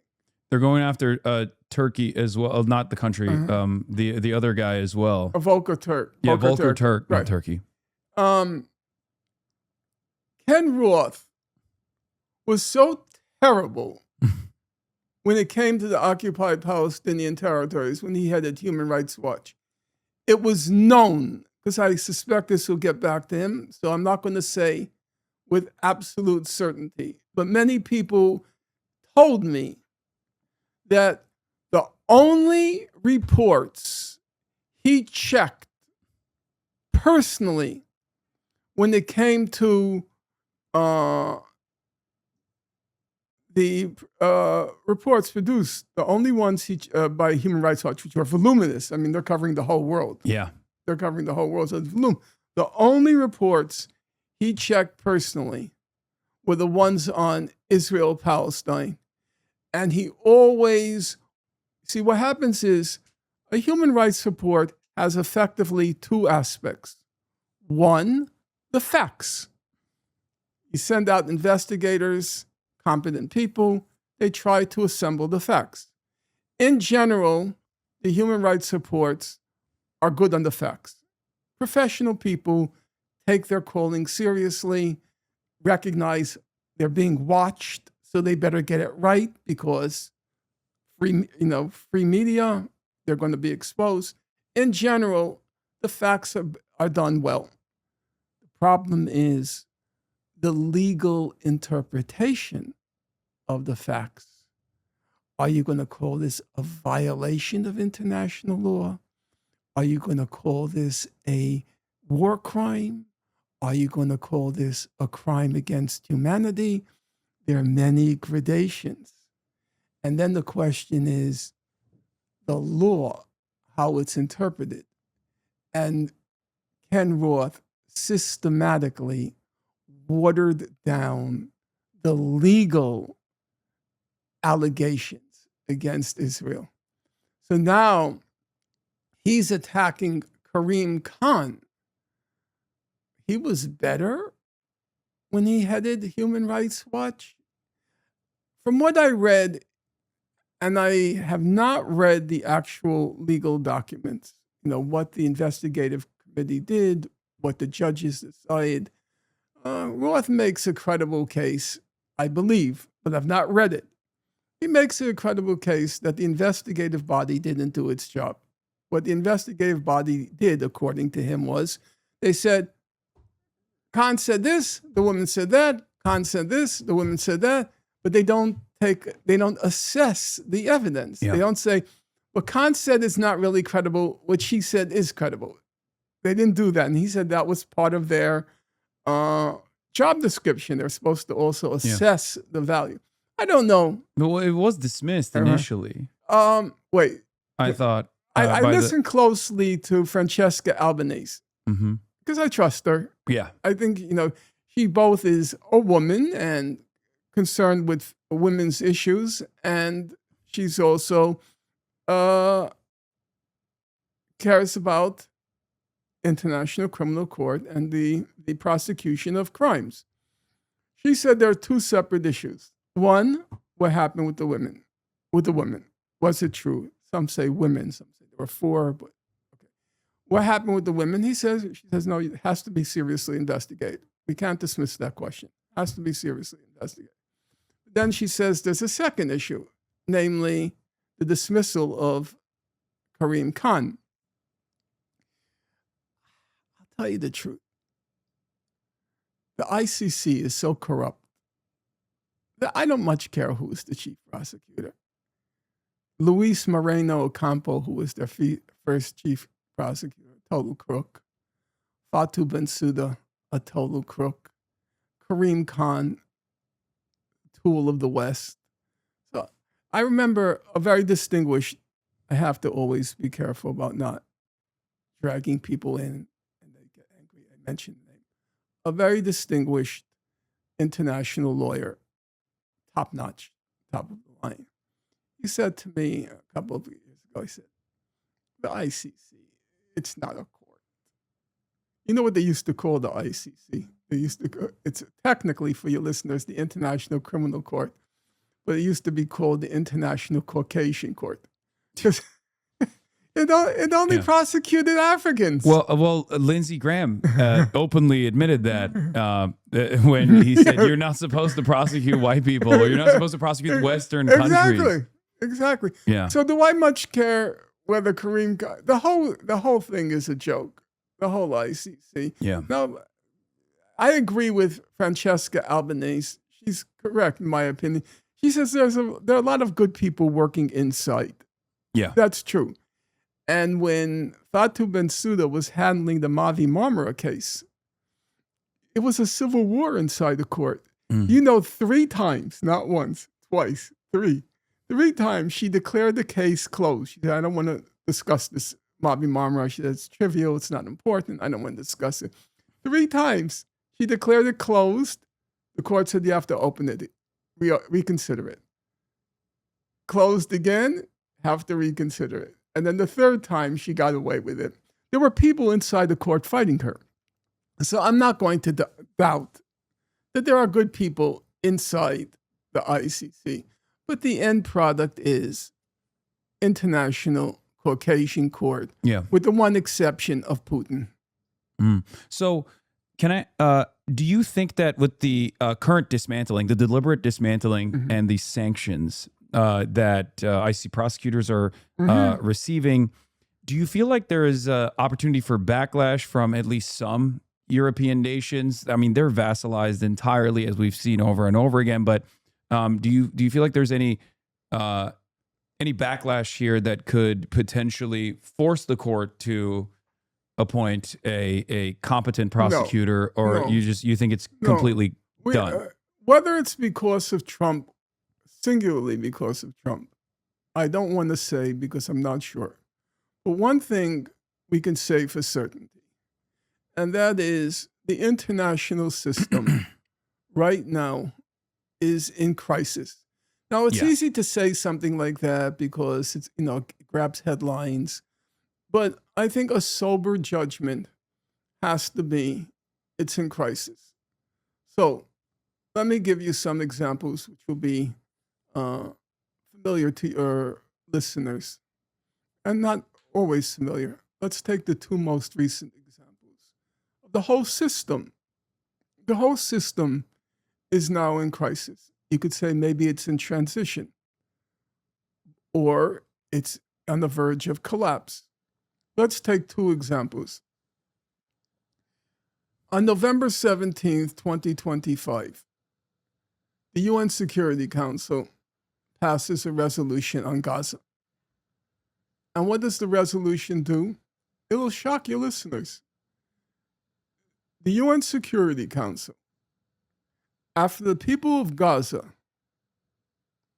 having lived since 1948 in what outside observers described as a concentration camp, and then since October 7th, had to endure a genocide, which is still ongoing. On November 17th, 2025, the UN Security Council proceeded to give the deed of Gaza to that retarded ape in the White House, Donald J. Trump. They gave him the deed to Gaza. I mean, it's just, when you read that, once again, I'm walking the streets. What just happened here? He got the deed to Gaza. Do you know, according to their setup, Donald Trump has veto power over any decision that's made on what's called the Board of Peace. Yeah. And the UN Security Council, you know what's the only thing it demanded? The only demand it made, it said, here, Gaza is yours. Every 6 months, it says, the Security Council, the Board of Peace, which Trump presides over, should, it doesn't say it must, it should send the Security Council an update on what's happening in Gaza. The entire legal framework for resolving the Israel-Palestine conflict, which had been constructed, you could say as far back as 1948, but certainly as far back as since 1967, it was completely whited out. Completely whited out. If you ever look at UN resolutions, and I can tell you, probably I'm not interested, but if you are, a typical UN resolution begins with what are called the preambular paragraphs. And the preambular paragraphs spell out the legal framework for resolving this conflict. The UN Security Council resolutions, the International Court of Justice advisory opinions. It usually runs to, like, believe it or not, because the conflict is so old, it goes back to 1948. It runs to like 7 or 8 pages of laying out all the decisions, all the resolutions, all the opinions on this conflict. Do you know what happened in this new UN resolution? Nothing. All the entire legal framework was whited out. Okay? That to me was the end of the UN. The UN as a, let's call it the political organs of the UN, of which the highest is the Security Council. It was the end. As I said in the last line of the book, the UN Security Council, the UN system has become a rotting corpse after November 17th, 2025. Yeah, you compared it to the Berlin conference handing the Congo to Belgium's King Leopold II. They I mean, do you remember when Trump said that I'm going to turn Gaza into the Riviera of the Mediterranean? You remember when and everyone laughed? And he got away with it. Yeah. They gave him the deed to Gaza. And then the second event, there has been no case of a clear, brazen, flagrant aggression and breach of the UN Charter compared to what Israel and the US did when it launched on February 28th, the attack on Iran. Now, okay, countries commit aggression. But you know what? There's been no UN resolutions, no UN condemnation. Everyone goes on as if... Well, there was an attempt to condemn Iran for, I guess, asking for it. Everybody carries on as if, oh, we have a war here. Yeah. But wait, how did it start? You know, in the modern world, it's very tough to carry out aggressions without at least making the pretense of self-defense.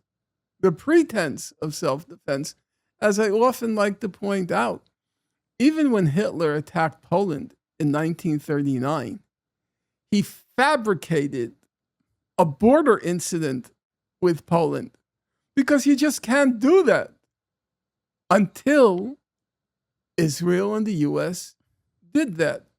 Was there any outrage? Was there any condemnation of this brazen, flagrant breach of the UN Charter? Nothing. So the system, in my opinion, the international institutions are losing even a pretense of legitimacy at this point.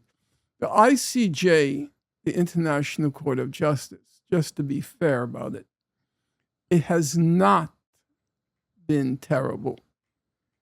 Well, So, I was going to ask about your opinion on the vice president of the ICJ, Yeah, Julia Sebutinde. yeah, well, I'm going to get to that. Yeah.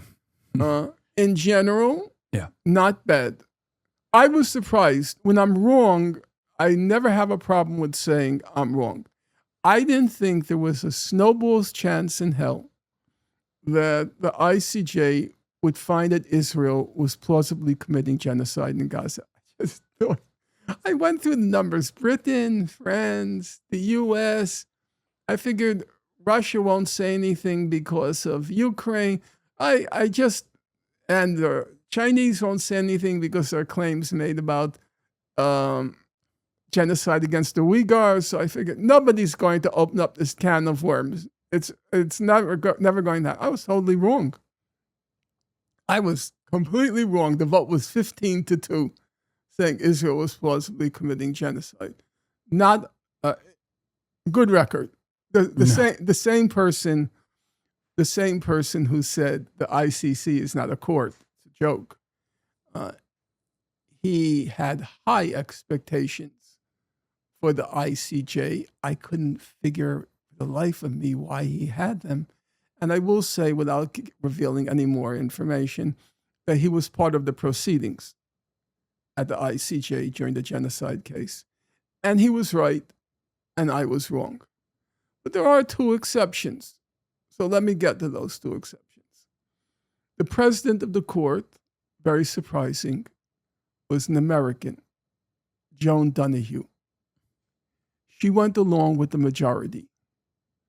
If you asked me to predict that, there was no way in my mind the president of the ICJ, hailing from the US, was going to say that Israel was plausibly committing genocide. But then what happened? Her term of office came to an end. And you know what she did? She went on the BBC, British Broadcasting program called Hard Talk. And you know what she did in the program? She said, we didn't find that Israel was plausibly committing genocide in Gaza. It was such a despicable, disgusting, shameful, and shameless lie. But as you can see now this pattern. The pattern is the people, when they have 3 months left in office, they suddenly say things that they didn't say for 7 years. She had left the court, but you know what? Now that her term of office was over, she needed a job. And she knew there was only one way she can get a job, which was to remove the stain of having gone along with the majority. When she was on the court, she feels the pressure. You don't want to be the only dissenting vote because it's going to make it look like you're just a lackey of the Americans, which is where she hails from, the US. But the moment she left the court and she was in search of work, she completely betrayed what the court said. She lied. And then there's the case of Judge Julia Sebutinde, who she hails from Uganda. And she does the same function, by the way. She serves the same function as Fatou Bensouda. So just for your viewers' sake, because they may get confused with all the names. Fatou Bensouda, she hailed from the Gambia. Yeah. African woman. So as you can say, she has what they call intersectional oppression. Well, she has 3 oppressions. She's Black, African, and a woman. So she has 3 oppressions. which means you can't criticize her. And that's why the ICC chose her. Why? Because it had become a laughingstock. They were calling it the International Caucasian Court. So they needed a black woman from Africa to prosecute African leaders, which she did with a real vigor. Judge Sebutindi, the same thing. You can't criticize her because she's the first African black woman sitting on the ICJ. No, she's beyond a horror show. Well, she's also insane. Well, Like, I mean, there's no other way to put it. I mean, it was Sebutinde who also recently talked about, or not recently, but talked about how it was God's given right that I believe she's an evangelical. Yes. So, but you never know how much of that is conviction and how much of that is business. I'm not so sure where her evangelicalism comes from. I don't know. I admit that. I don't know. But what I do know is what she was saying in the court was completely outer space, outer limits. Now, some people will say... Can I give some details from her book here? Yeah, I want to just mention that I devote in the book, because I'm determined she's going to get removed from the court. Yeah. And I devoted 100 pages yeah. to exposing her. I want to just say, and then you'll read, but I want to make a comment here. It's an interesting, on a human level, it's an interesting observation, I believe. So, to get back to where we were a long time ago, when his biographers were trying to make sense of Nat Turner, they said of him, Nat Turner was an extremely smart guy. Nobody disputed that. Whites, blacks, Nat's a very smart guy. And when one of his biographers, Stephen Oakes, he tries to make sense of why Nat Turner did what he did, he said, inside Nat Turner, there was this huge chasm between what he aspired to be as a human being and what he was destined to be in his only earthly existence. A slave. Why do I mention that? I know it sounds like, what does that have to do with Judge Sebutindi? I mention it for this reason. When I started to do the research on Judge Sebutindi, it was clear to my eye that parts of what she was saying was plagiarized. I could tell it was not her. So I went on my social media, or I asked my webmaster to go on my social media and to ask people, because I don't know anything about the web. I don't know how you do research. I don't know search engines. That stuff is alien to me. Would people volunteer to do some research for me on the plagiarism case? And a large number of people volunteered of quite impressive capacities as far as I could tell. And one person sent me 6 examples of plagiarism. One person sent to me 4 examples. One person sent to me 8 examples. And then amidst all of these emails, I get one from a person from Gaza. That's correct. A young man from Gaza. And do you know what he found? 36 pages of plagiarism. And when I read that, it reminded me of Nat Turner. All of the potential and possibility of these young people in Gaza, all squandered and wasted. The huge chasm that separated what they could be, what they could do with their lives, as in juxtaposition to having been born into, languishing in, and destined to die in this God-forsaken concentration camp. So I couldn't use his name in the book because then I knew he would never be able to come to the United States. Yeah. So I didn't want to mention it. But he came up with 35 pages of clear plagiarism by Judge Sabatindi, where she's just plagiarizing these propaganda tracts by Israeli so-called legal scholars and also just outright propagandists. Yeah. You also, I mean, some of the revelations are actually pretty insane. My community is very familiar with some of these sources, but yes, there was a lot of pro-Israel sources, but also PragerU videos and Wikipedia. And of course, my audience is very familiar with PragerU. We've covered some of the ridiculous things that they've said. So She how does that- plagiarized Wikipedia and included the hyperlink. yeah, it's pretty insane. What do you think it says about the ICJ that she hasn't been summarily removed Well, yet? because first, African woman, black African. Yes, it's true. I don't think the you can't. identity politics plays that it much does. of a role. It does. In it. You would be very surprised.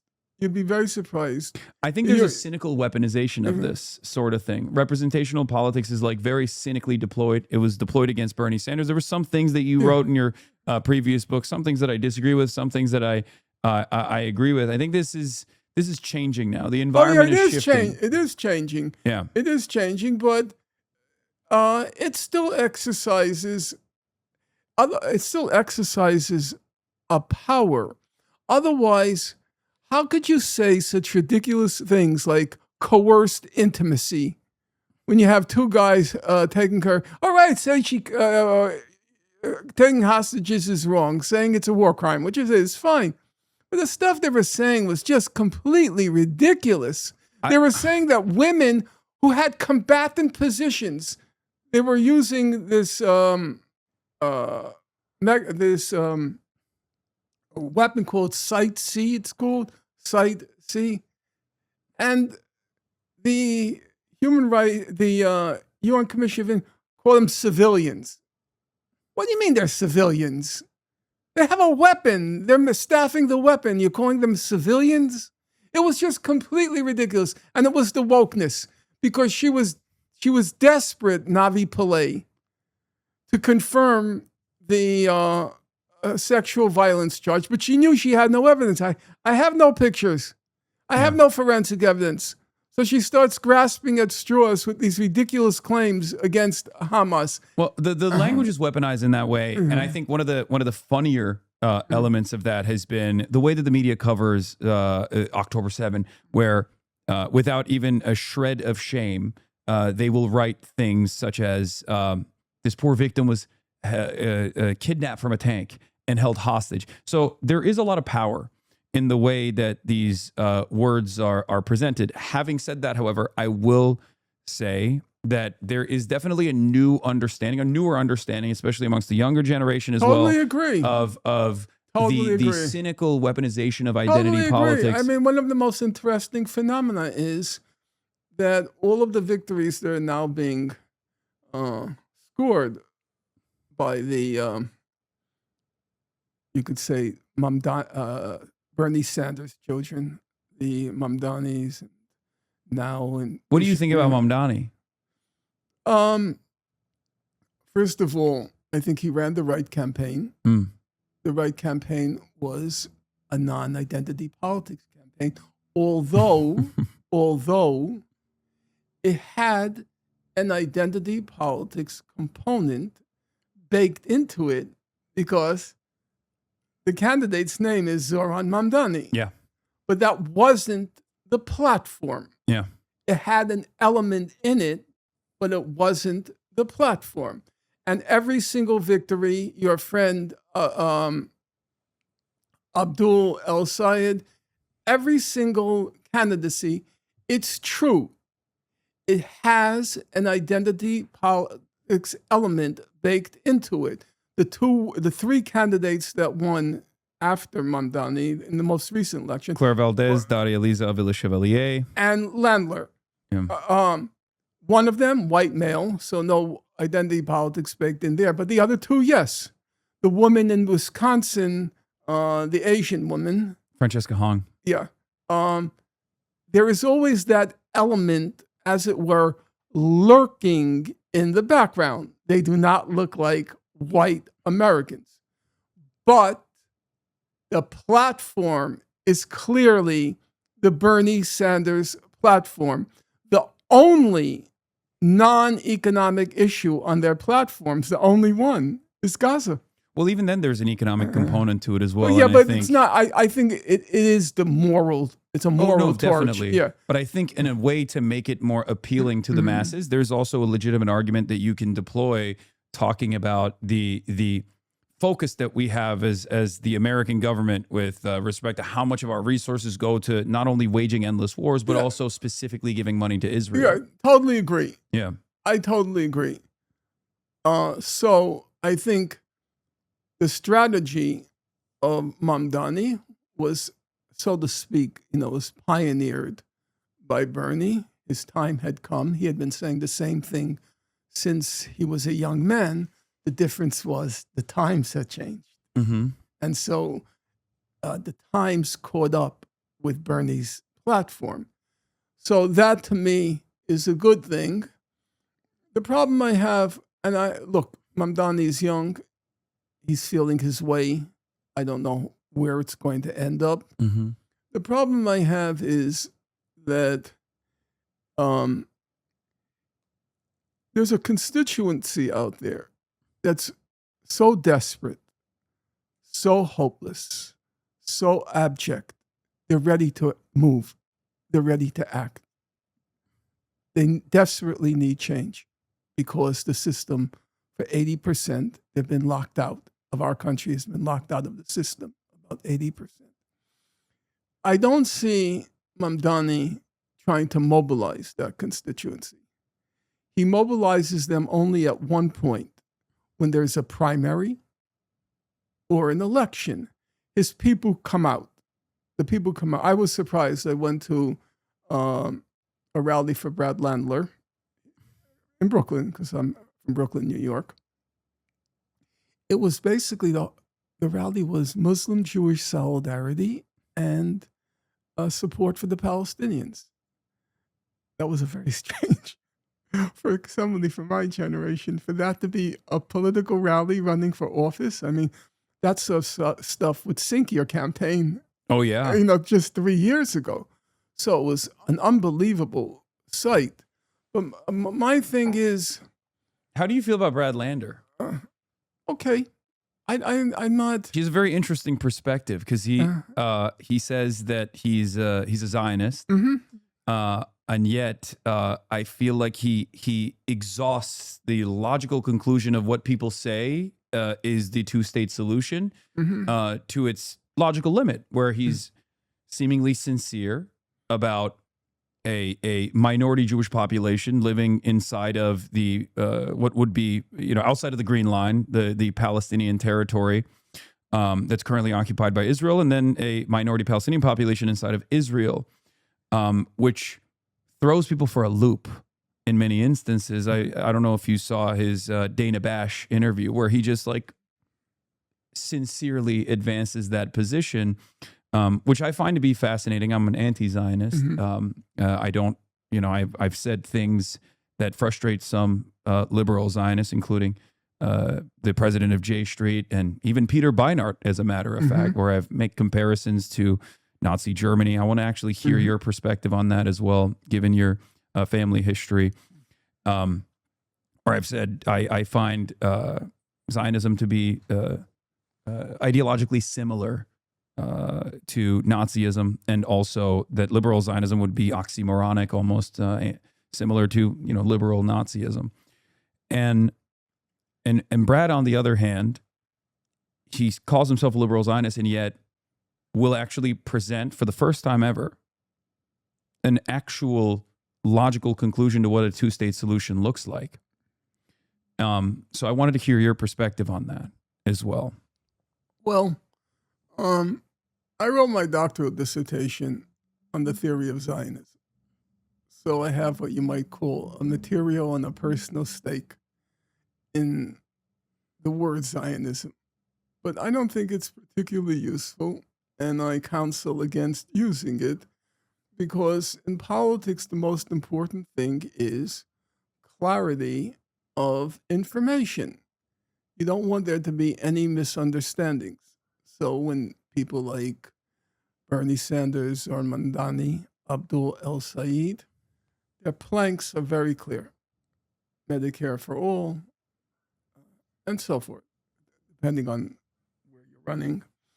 Mamdani was free buses, free pre-K, very clear. So I'm for, in politics, there should be clarity of thought. I don't believe the term Zionism conveys information. Yeah.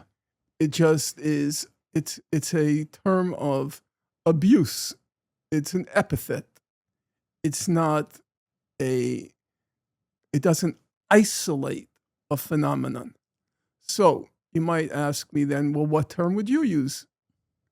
And my reply is, I think the most useful term, just to give you, you have your producer here or your friend here, and I'm afraid I can get long-winded, and you'll just excuse me. When there was about 10 or 15 years ago now, there was a whole debate about whether or not Israel was an apartheid state. Mm-hmm. And Human Rights Watch puts out a 80-page report. Amnesty puts out a 250-page report. And then I was struck. The Israeli Information Center for Human Rights in the occupied territories puts out a report. It was only like 10 pages. And the head of B'Tselem at that point, the Israeli Information Center, he was a physicist. He was a Harvard-trained physicist. Very decent guy. Very decent guy. He never talked to me. I think once he answered an email from me. So I knew he considered me toxic and I would sink his ship. So he stayed away. I don't take these things personally. I get it. I understand politics. But what struck me about his report was he said something very simple. You know what he said? He said, from the river to the sea, there's one state. Let's not kid ourselves. This has been going on since 1967. Yeah. We're in 2026. There's one state. Incidentally, I disagree with you. These territories are not occupied. They are illegally annexed. They are part of Israel. It's not, under international law, occupation has a very different standard than an annexation. They have been illegally annexed by Israel. And then he said, or the report says, that the foundation of this one state, very simple, it's Jewish supremacy. It's a Jewish supremacist state. Now, you could say, in the case of Israel, it's second-class citizens. Mm-hmm. In the case of the West Bank, it's apartheid. Mm-hmm. And the case of Gaza, it's genocide or a concentration camp, however you want to put it. But the common denominator is it's Jewish supremacy. Yeah. So I think Jewish supremacy does convey something.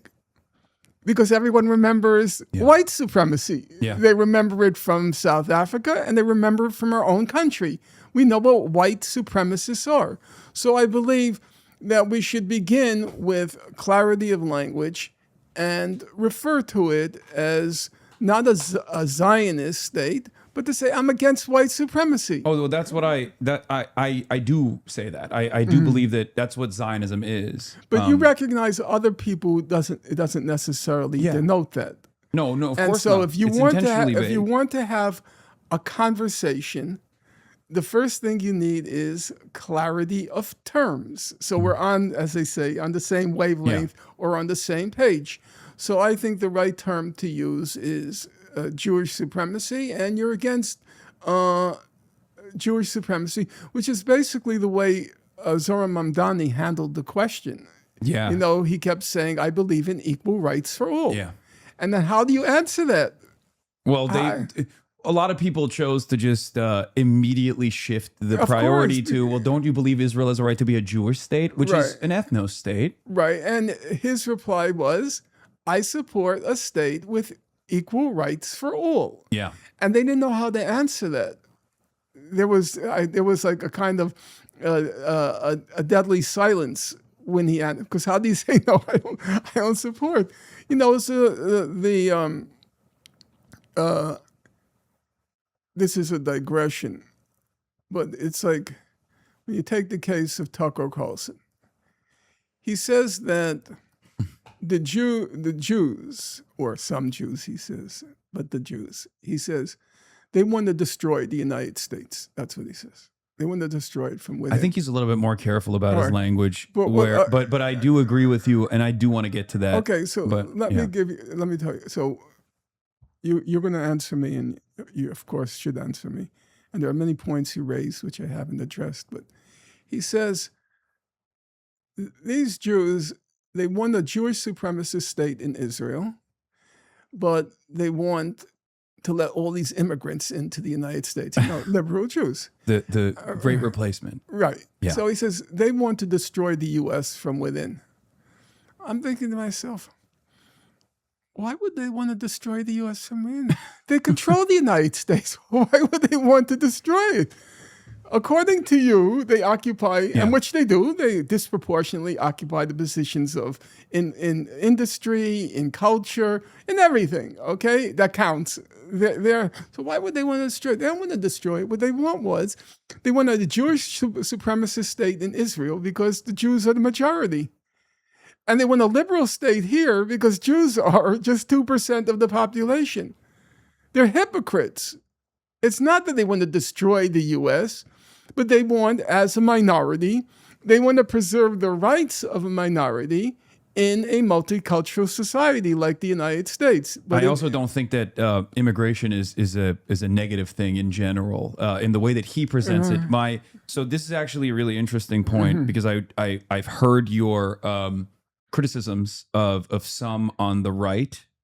And the way that they are approaching the issue of Palestine, and some of them have even become thought leaders almost. They are the thought leaders on this issue, unfortunately. Well, I don't know if I completely agree with that assessment. If you look at the top, look, this is an area where 10,000. Look, I got a lot of people watching me too.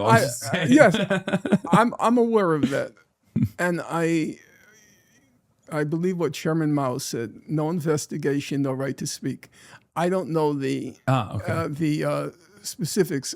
People have sent me some graphs and so forth, which show the top podcasters. The only one in the tier that I saw, and you were not on that tier. No, I'm not. I'm not considered a podcaster. I'm a Twitch streamer. Oh, okay. Yeah. That's another distinction I don't know. I'm telling you, I have no problem with admitting where I have ignorance. Where I'm ignorant. We must seek truth from facts. Yeah, exactly. In the top tier, the only person on the what you would call the liberal end of the spectrum was Mehdi Hassan. Everybody else was right wing. Yeah. And so by virtue of the size of the audience they reach, just by virtue of the size of the audience they reach, they have become the voice of the Gaza. And that's a very strange phenomenon. Yeah. The idea that, for example, Megyn Kelly cares about poor brown Muslim children in Gaza, I just find that very peculiar. Yeah. And my problem is, you said I have a problem with the right wing. That's not my problem. I do. I personally abhor reactionary thought. That people on the left don't see this as somehow strange and problematic. I also agree with you on that. There's no raising of eyebrows, like, what quite is going on here? Yeah. And then you have to ask yourself, well, what is going on here? And I think there are issues. I would not call them major issues at this point. I think it's the anti-Semitism is pretty much a marginal phenomenon. Mm-hmm. But I do believe, which is within the realm of possibility, I said it before it became a common discussion.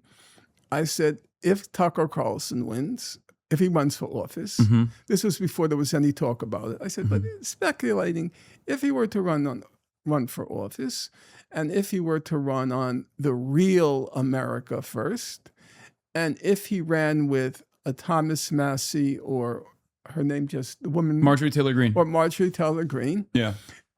And he ran on the platform of, like the Nazis did, that they had a solution to the economic crisis. Yeah. If the economy crashed, I think there could be a problem.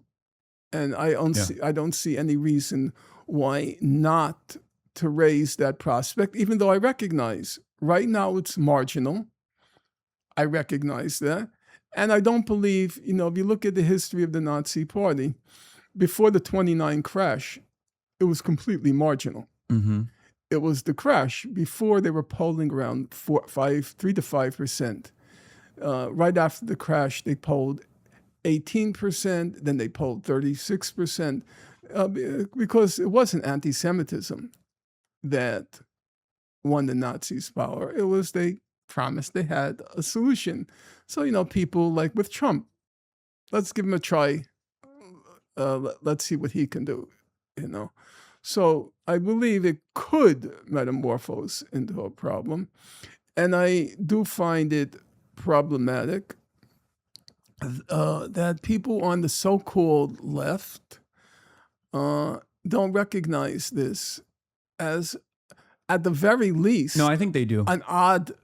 I didn't find that. No, well, you're at the epicenter of the people who do. But so here's the thing. Mm-hmm. I actually agree with you almost 100% of the way, as far as I've heard you talk about how anti-Semitism historically has been an issue, of course, pogroms, the Holocaust, but then also even in the United States of America, there were systematic forms of discrimination that Jews faced.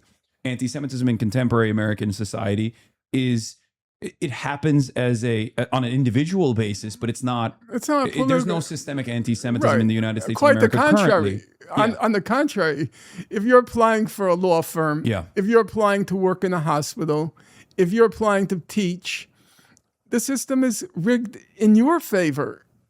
You apply to a law firm right now, and if you're Jewish, it helps. It's a plus. So, if anything, Jews benefit from a privileged position. Yeah, and or housing. Jews are specifically Ashkenazi Jews in America, which is most of the Jewish people in America, are under the banner of white. Like no one. I think white plus. Yeah. Well, if you ask me, white plus. It's true. If you go into a job interview, so if you walk into a job interview and you're black, okay, you have to prove that you're smart, because the default setting is you're stupid.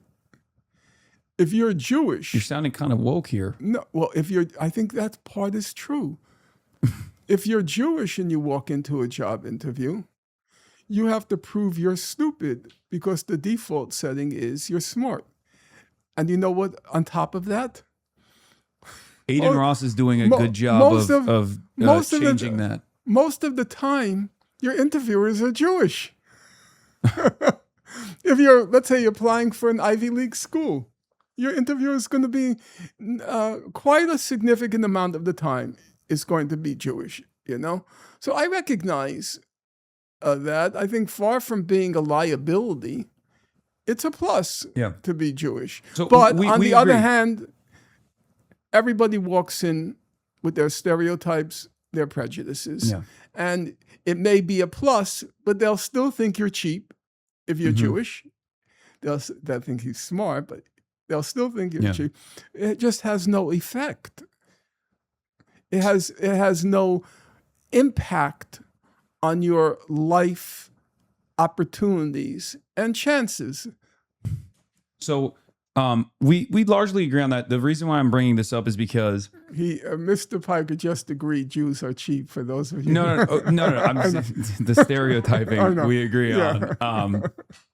I would say that I think that what Tucker is doing is he's one of the most sophisticated propagandists for the white nationalist movement. I've been tracking a lot of. I'm one of the people that you would probably consider woke, but I've been tracking his commentary for many years, almost a decade at this point. I have not. and I'm intimately familiar with the things that he says and how he is capable of channeling white supremacist propaganda, but make it palatable for American audiences, Folksy. even mainstream audiences, as he did for years and years at Fox News. He became a very dangerous propagandist, and he's very good at what he does. One thing that I've always found very strange about American fascists is the fact that they actually demonstrate the exact ethnic chauvinism and tribalism that they oppose in Israel when they almost offer some of the most scathing, like Nick Fuentes. Are you familiar with Nick I Fuentes? know him, yes. Yes, he's a neo-Nazi, self-avowed neo-Nazi. Well, it sometimes he runs depends away. on the day of the week. Yeah, sometimes he runs away from the moniker, but and he's just let's be real. one of the guys. Yeah. So his critique of the ethnic chauvinism or Jewish supremacy is scathing, because I think he's very familiar with a worldview that he has, which is almost identical. So from my perspective, I see very little daylight.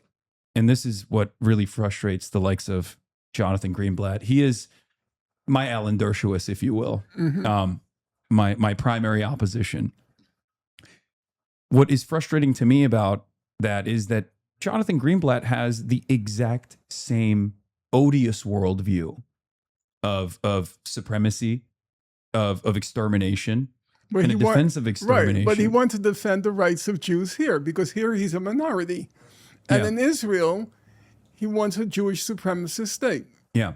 Now, the thing with people like Tucker Carlson, exactly what you just said. But I think they criticize Israel for its Jewish supremacy, but they want a white supremacist state here. They want to do Israel, but for white people. Richard Spencer, another neo-Nazi, once openly admitted this. He said, I like Israel. I don't like Jews. I like Israel. Yeah. I want the American Christian whites to have an Israel here in the United States of America. So there's not a lot of daylight between their framework, which I find very odd. Look, I get them. I get the hypocrisy. And now I'm going to say something which I'm reluctant to say, because, I'm an older man, and I don't like to get involved in the internet gossip and wars. It doesn't interest me.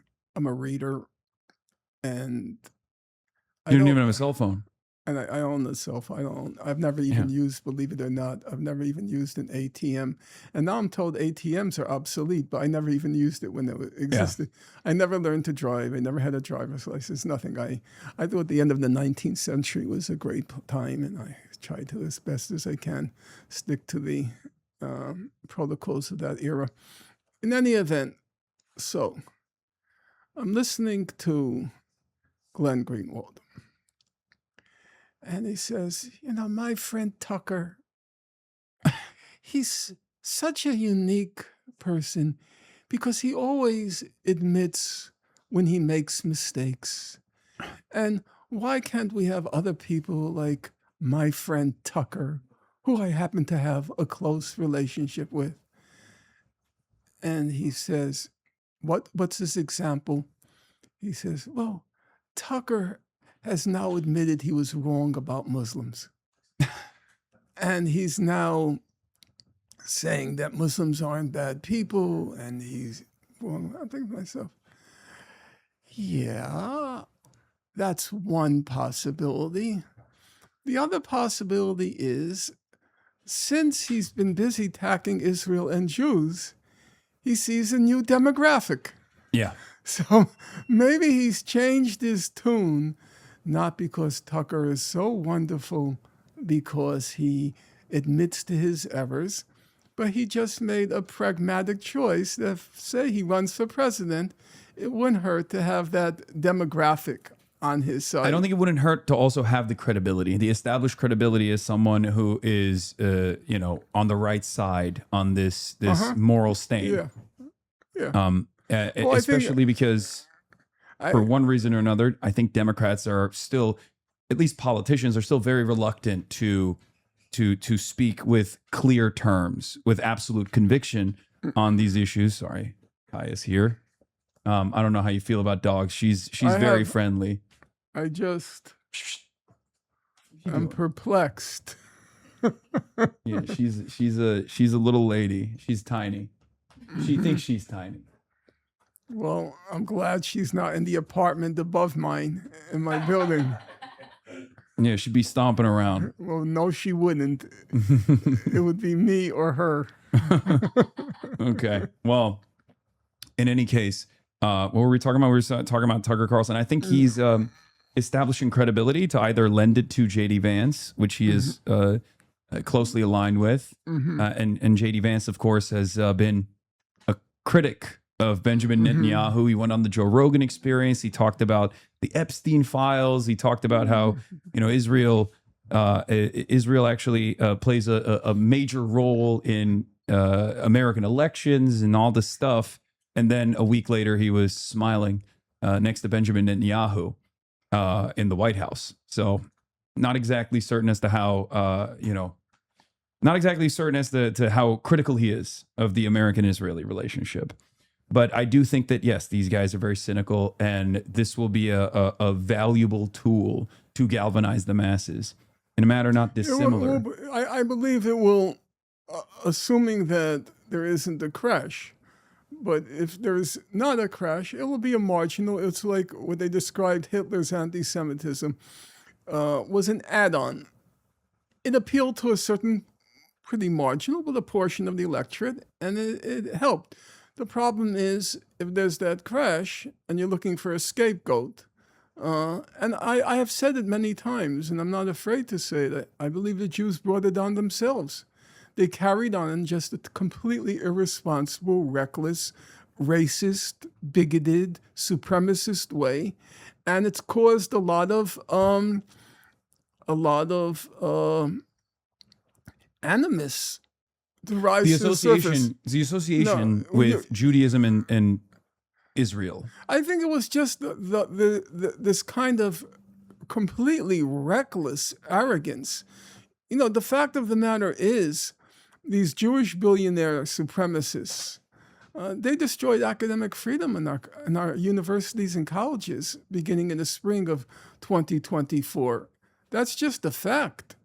One of the ironies of the current moment is what are supposedly the bastions of freedom of speech in our country, which are the universities, this complete reign of terror. What happened was they weren't able to maintain that reign of terror in our electoral arena. So things that you can't say on a college campus, you can't say on a university campus, you can't say in an election. They were unable, they tried with money to outspend. I guess the figure I read now, Abdel El-Sayed, the last number. $54 million. Specifically, APAC and APAC subsidiaries. But he said the ratio was 12-1, I believe. It's even higher in certain areas, Okay. So they tried to outspend, but they were not able to silence the campaigns, the various primary campaigns, which are very harsh on Israel. They were not silenced. In the case of the universities, they threatened to withhold alumni contributions unless the encampments were crushed and all criticism of Israel was crushed. In that case, the money weapon worked. You couldn't say a word. It turns out that our electoral system is less vulnerable to financial blackmail than our universities. Our universities, they shut down all discussion. They were not able to do it. Well, they weren't able to do it. You vote. What? At the end of the day, you still vote. And I think the level of enmity towards Israel is too powerful a force. Say that again? I think the level of enmity towards Israel especially in relation to its impact on American politics, is far too powerful of a force that as long as we still go out and cast a vote. Except that there was a lot of enmity on the college campuses also. Yeah. But the financial blackmail of the Jewish billionaire supremacists, it worked. It did not work in the electoral arena. I would also Don't you want think to there's add also a financial component there, though? You know, there As was far a as financial. not just direct alumni donations. I'm talking about the entanglements that maybe even a campus like Columbia has directly with Israeli real estate developers, for example. That is like they have a campus in Israel.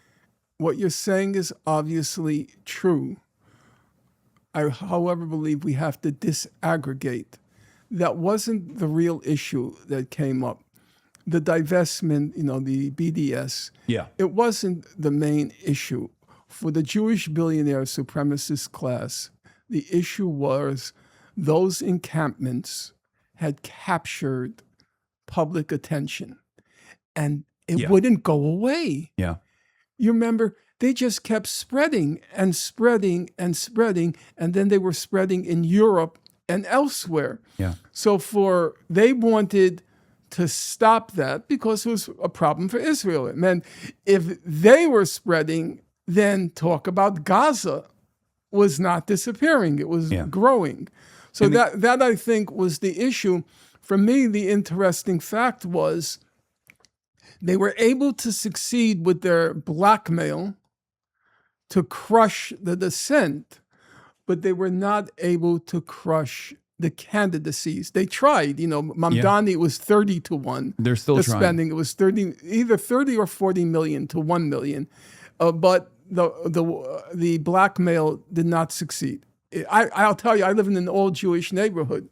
And I remember when the Mamdani primary, I had believe it or not, 11, 12, 13 circulars stuffed in my mailbox saying Mamdani's a terrorist, Mamdani is this, Mamdani is that. I got one piece of literature, and it was after the primary was over. So they tried, but they were unable to crush the open dissent in the electorate. And by the way, it wasn't just the universities. I have friends, doctors, nurses, terrified to say anything in their social media, not having nothing to do with the hospital. I mean, the early days in 2023, there were very high-profile firings that took place, and it was almost this shameless endeavor. You had doxing trucks on college campuses that were plastering student faces. It was only, by the way, it was not only on college campuses. You know what they did at Harvard?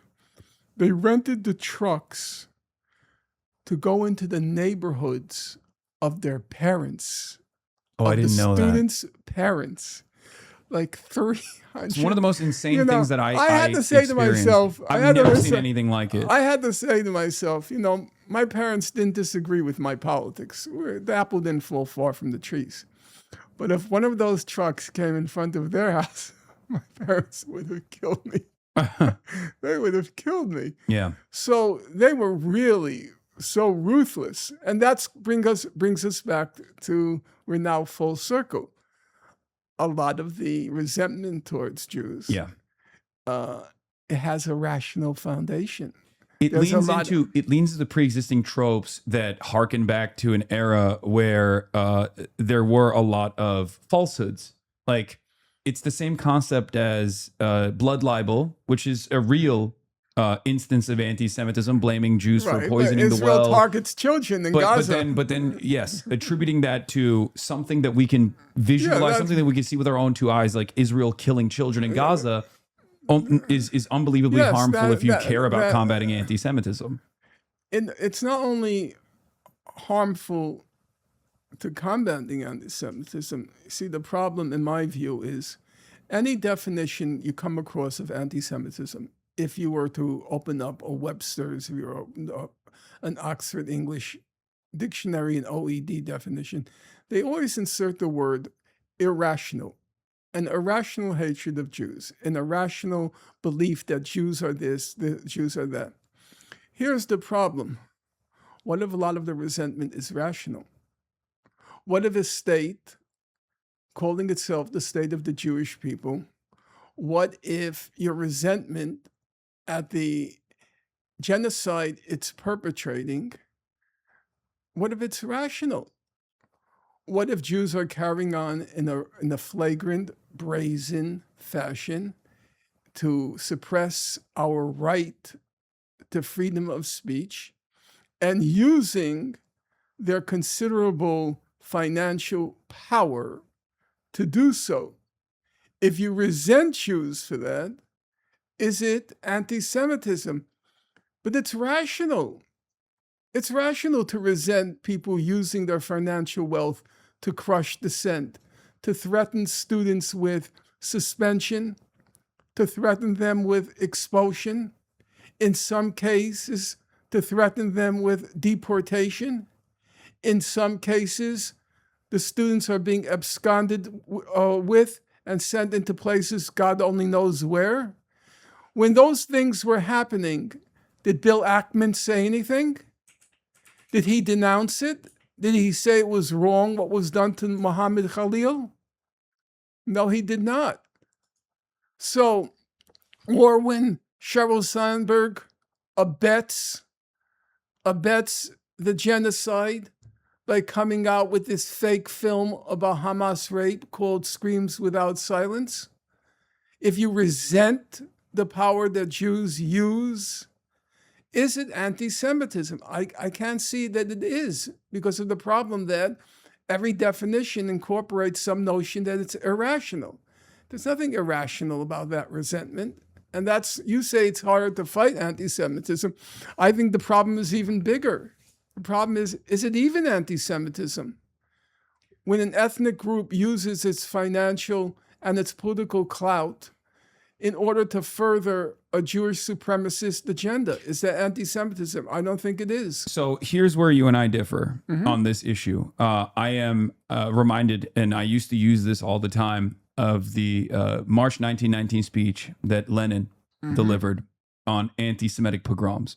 And I think this is something that you will agree with me on as well, which is that the socialist, communist, Marxist interpretation revolves around class struggle, and that the obvious scapegoat, the scapegoating of any kind of ethnic minority, in this circumstance being Jews, is a very commonly deployed trope, a commonly deployed tactic, and that no group of people are monolithic. And I think you also agree with me on that as well.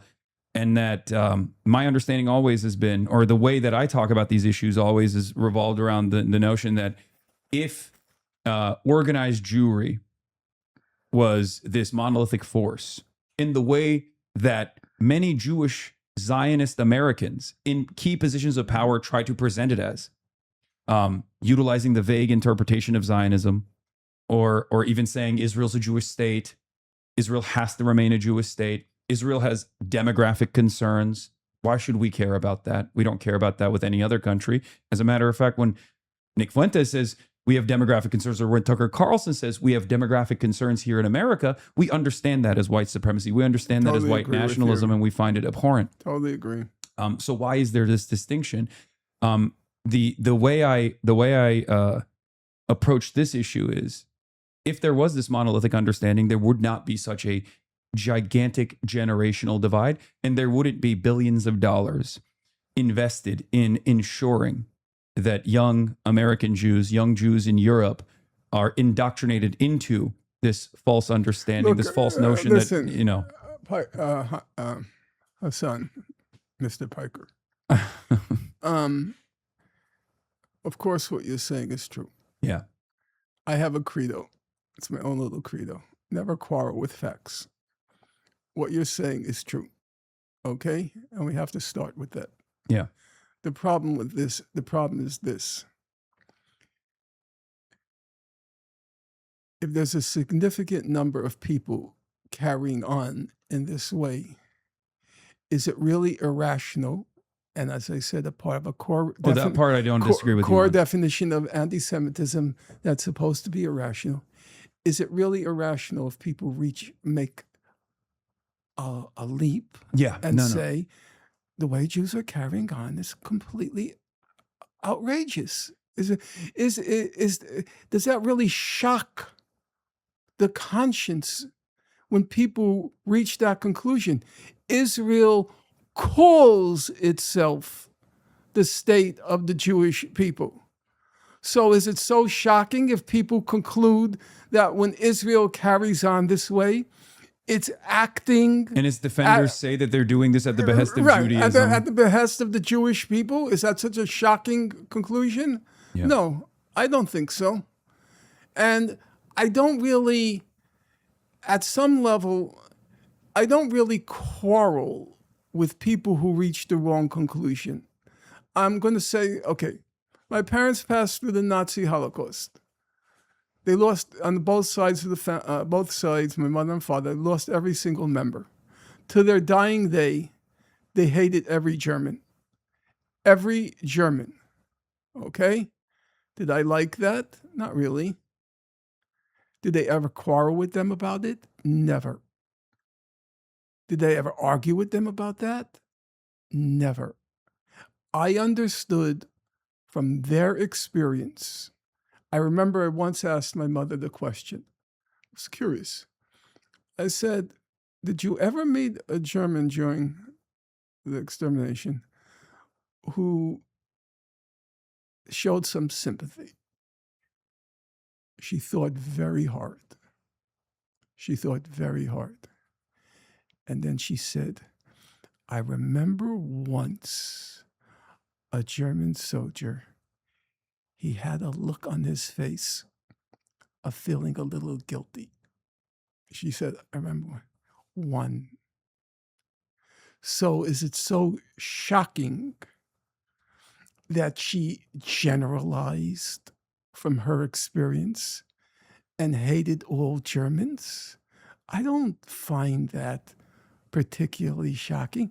And given what she endured, there was no way on God's earth that I would dare to quarrel with that experience. Did I think it was wrong? Yes.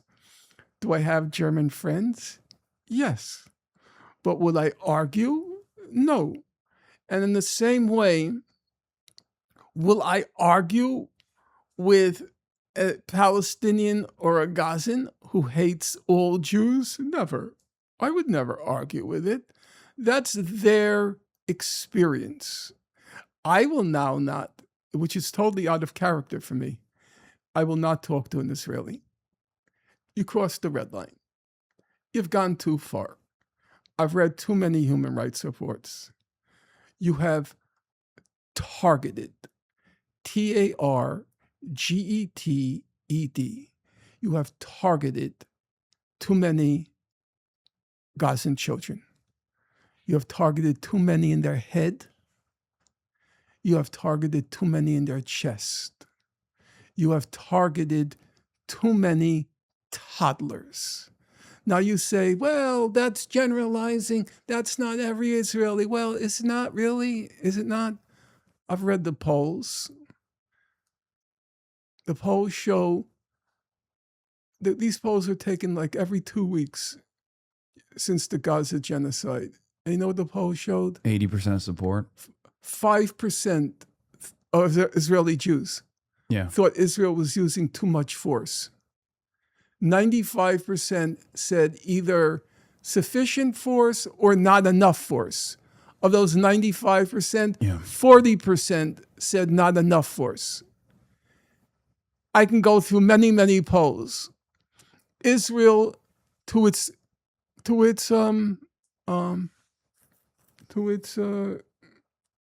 no, I wouldn't say honor, but it has a citizen army. I think the citizen army is a correct concept. Everybody should have to pay that ultimate price to defend their country. An army should not be composed of the poor or those who have no futures. So they say, you benefit from the independence of your country. Everybody should have to serve to defend the country up to and including the ultimate sacrifice. Okay? But then there's a problem. You have a citizen army. You know what a citizen army means? It's representative of the population. Now, if that citizen army is committing genocide, it's also representative of Yeah. the population.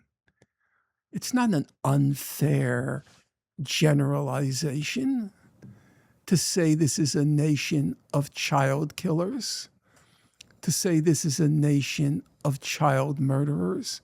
That's a fact. So then you say, well, but the number who actually target children, yes, it's horrible. Yes, it's terrible. The most recent. No, it's the complicity. The most recent UN Commission of Inquiry report on assaults on children, they targeted an orphanage, But, okay, you say that's still a handful. But here's a question. It was being reported already in mid-2024. It was already being reported. Israel's using starvation as a method of war in Gaza. Everybody agreed on that. The EU foreign policy chief, Gutierrez, everybody agreed. Israel's using starvation as a method of war. Okay? Now, it's not easy to use starvation as a method of war. You have to seal all their points of entry. You have to blow up food banks in Gaza in order to make that work. The whole Israeli army was implicated. And you know what? You know who you're trying to starve? 1.1 million of those 2.3 million Gazans are children. Yeah. You are concretely implicated, or to use your word, complicitous in starving children. Okay, guys, you lost me. If I meet somebody in the street or at the beach, because I'm right near Coney Island Beach, and the person says, I'm from Gaza, I'm from Israel, I walk away. Won't talk. You lost me. So to get back to your original question. I'm a little bit too woke for this, and only because it's interesting. I had a very similar, well, not on this issue, but I'm not proud of, I'm not happy with what I'm saying. On the other hand, I think a line has been crossed. Because I said to you earlier, there are things that I agree with what you said. I'm just saying that I have a more optimistic perspective in terms of changing people's minds. Right. I said to you earlier, there are a couple of misconceptions about Gaza. And I said, one of them is it's a war. And I said, there was a second and I said, my mind slipped, but I know it'll come back to me. The second misconception is, as you know, even people like Bernie Sanders, who I like, just like I like Brad Landler, I don't have the litmus test sort of thing. Are you a Zionist? Are you now, or have you ever been a Zionist? I'm not too caught up on the litmus tests. I want to see a general picture. And in general, Bernie was horrible the first month, horrible the second month, but then he turned around, whether it was public, whether it was because he saw public opinion. He wasn't bad afterwards, except for one thing, which is I'm going to get to now, and which will probably is why you're expressing reservations. And that was the question of who's the problem. Benjamin Netanyahu. And it's not Netanyahu. No, it's not. I know. I'm just. Yes, I understand, and we're on the same wavelength. It's not Netanyahu. As I've said over and over again, the problem is not the Israeli state. The problem is the Israeli society. Those folks have gone mad. They are psychotic in their relish at the death and destruction in Gaza. It is The problem is Israeli society. So you may say you're woke, so you're against these generalizations. No. I just But meant I believe Israel I believe that calls you can still change itself someone's mind. Israel calls itself the state of the Jewish people. And the problem is the Jewish people of Israel are mad. The kinds of relish they express at the death and destruction in Gaza. To me, I have to tell you, and I've said this, and maybe it's an idiosyncrasy of mine. There was a great historian once. His name was Arnold Toynbee. Okay, and he once wrote this history of humanity. I guess he got through like 15 volumes, and then he passed. And when he came to discuss Israel and Zionism, he said that the Zionists have created a new Jewish psychophysical type. The Israeli Jews, they're not Jews. I know that will come as kind of paradoxical. No. But they're not I Jews. understand what you're When saying. I was growing up, you know what a Jew was? A Jew was somebody who was smart, read a lot, was creative, culturally creative, and physically kind of feeble. There were a few Jewish sports heroes like Hank Greenberg. Again, the names will come back. Adam to me. Friedland. No. A few, but in general, Jews were seen as being kind of scrawny, physically feeble. And so you think of a Jew, Franz Kafka, with the big ears, the high forehead. The classic one of my generation was, of course, Woody Allen. He was nerdy, very creative, he played an instrument, he acted, he was a writer, a comedian, a director. That was a Jew for us. The Israeli type is totally alien to what it was in my generation to be a Jew. So I don't even consider, if Israel called itself, believe me, if you want to solve the problem of anti-Semitism in the world, 95, not the full part, because Jews do exercise disproportionate power, wealth, and so forth, and that will always be a problem for Jews. But 95% of the problem would be eliminated if Israel just called itself the state of the Nazi people. It'll be over. Just drop the Jewish part.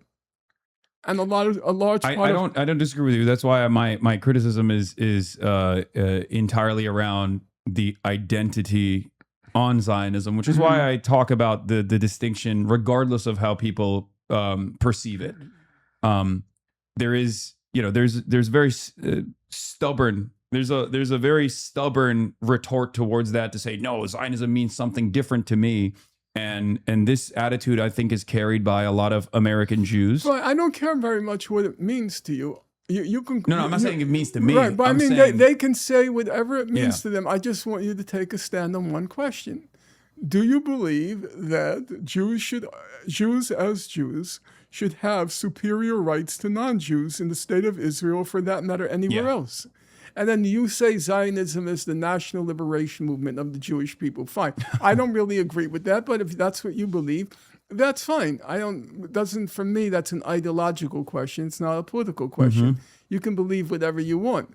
But on the practical political question, do you think there should be a state which privileges one ethnic group over another? And that to me is the way Mamdani handled it, and I thought it was correct. It was very well done. Yeah, no, I agree with you. Let's see. So I wanted to talk to you, and thank you. This has been 3 hours now that we've been talking. I know you brought up. I think you said you had a conversation with Candace Owens for 2 hours and 45 minutes. Okay, well, we passed that point. Candace Owens, I'll tell you one thing I was impressed by. You were impressed by Candace Owens? She has absolutely limitless energy.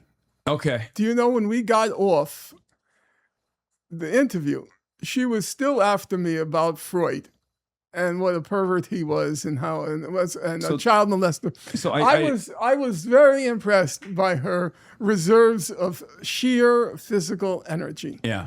So you sat down with Candace Owens, you discussed your books. Now, the reason why I'm bringing that up is because I don't know if you saw this, but she was, waving around the copy of the Talmudic Jew, and she is very anti-Semitic.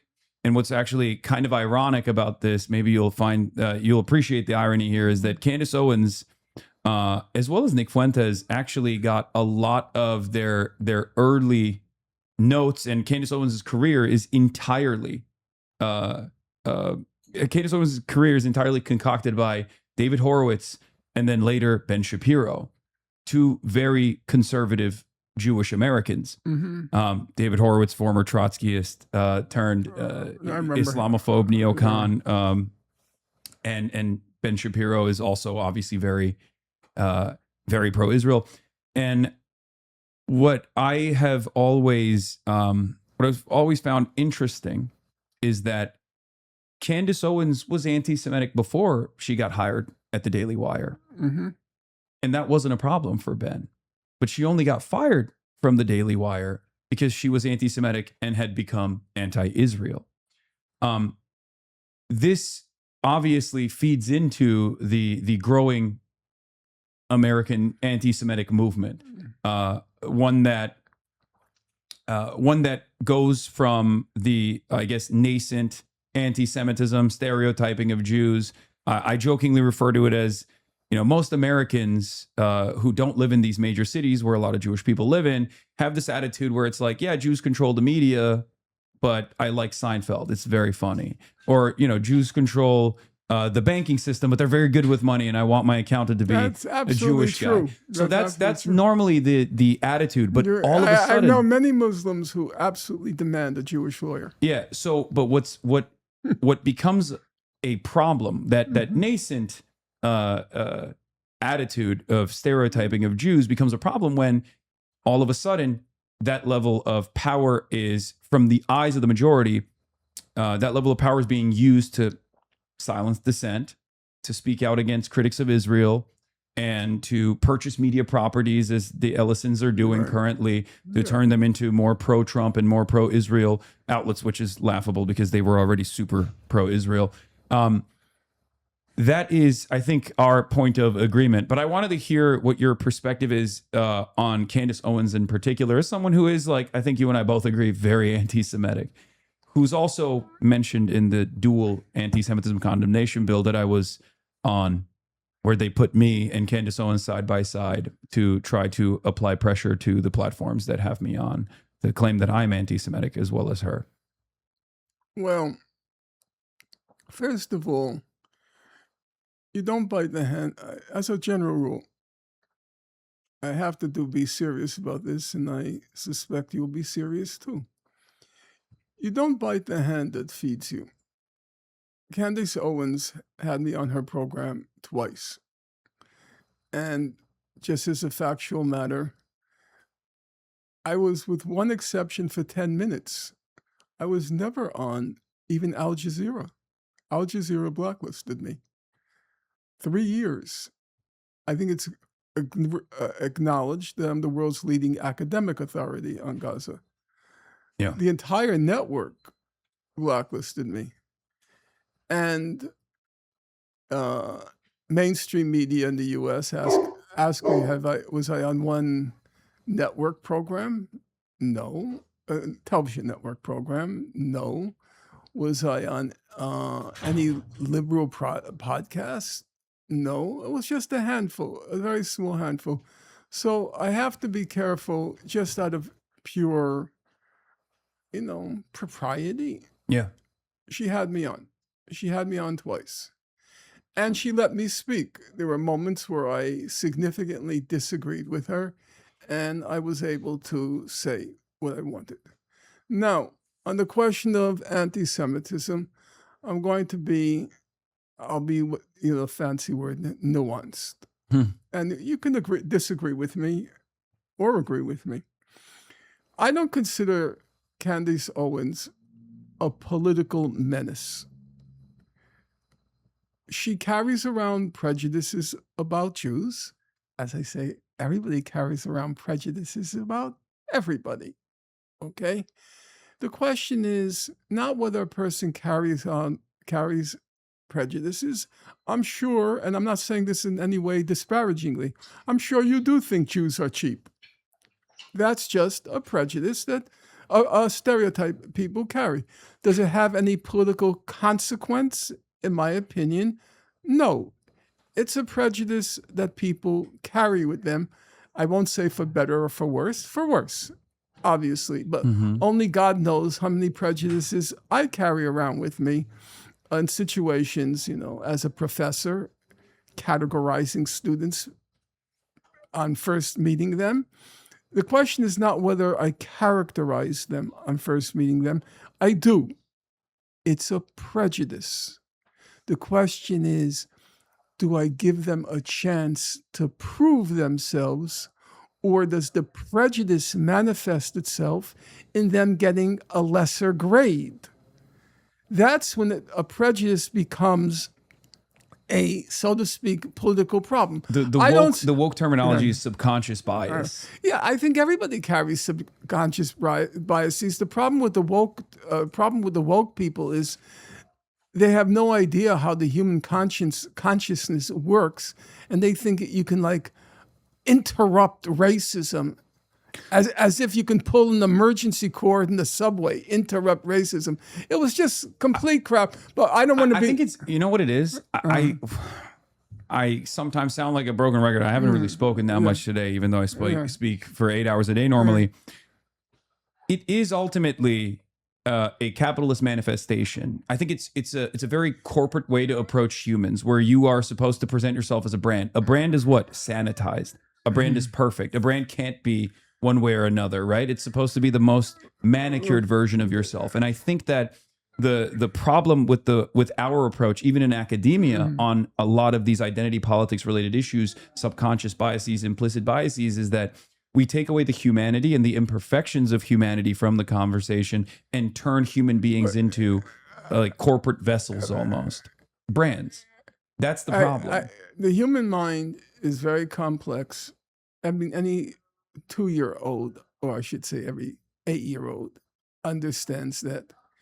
And when you're addressing an issue like racism, or what you call subconscious prejudices or whatever, it's the chances of being able to eliminate that in any foreseeable timeline are so remote. So maybe in some ideal society in 1,000 years from now, these prejudices will be eradicated. But for the moment, I just don't see that as a priority. The priority has to be trying to give people a fair chance in a system that's robbing them of their past, robbing them of their present, and giving them no hope whatsoever for the future. And so that's why I believe that Bernie Sanders and his progeny, they are correct in what they're focusing on. Well, I guess I do that with Bernie. Jobs. In some respects, with his opinion on Israel, where I think that this is something that I've tried to describe. Before we do that, I'm happy to engage, but for the moment, I have to get back to the Candace Owens question. Yeah, Candace Owens. Because I want to clarify my opinion. I think that politically, she's pretty much innocuous. She's not seen as a political figure or aspiring to political office. She's kind of a figure, you might say, like Oprah. Oprah appealed to white women, as does apparently Candace Owens, obviously coming from different directions. But I would say politically pretty innocuous. I don't believe that with the case of Tucker Carlson. I think there's a potential political problem there. I think it goes beyond immediately having an impact in politics or running for office. I think even with Candace Owens, there's definitely a significant component there because she commands the influence and attention of large swaths of the population.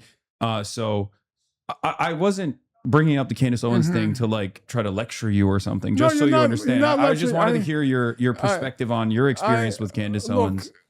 Because I think you should go on every platform. That's my policy. The problem with Candace Owens is, you know the expression, you have to pick your battles. Yeah. There were many things that she said which I strongly disagreed with. And then you have to decide, unless I'm going to stop her at every point. When Crystal Ball debated Adam Smith, every 2 seconds, let's take a pause here. Let's take a pause here. Yeah. Because she disagreed with virtually every point he made. And she did it very effectively, I thought, extremely effectively.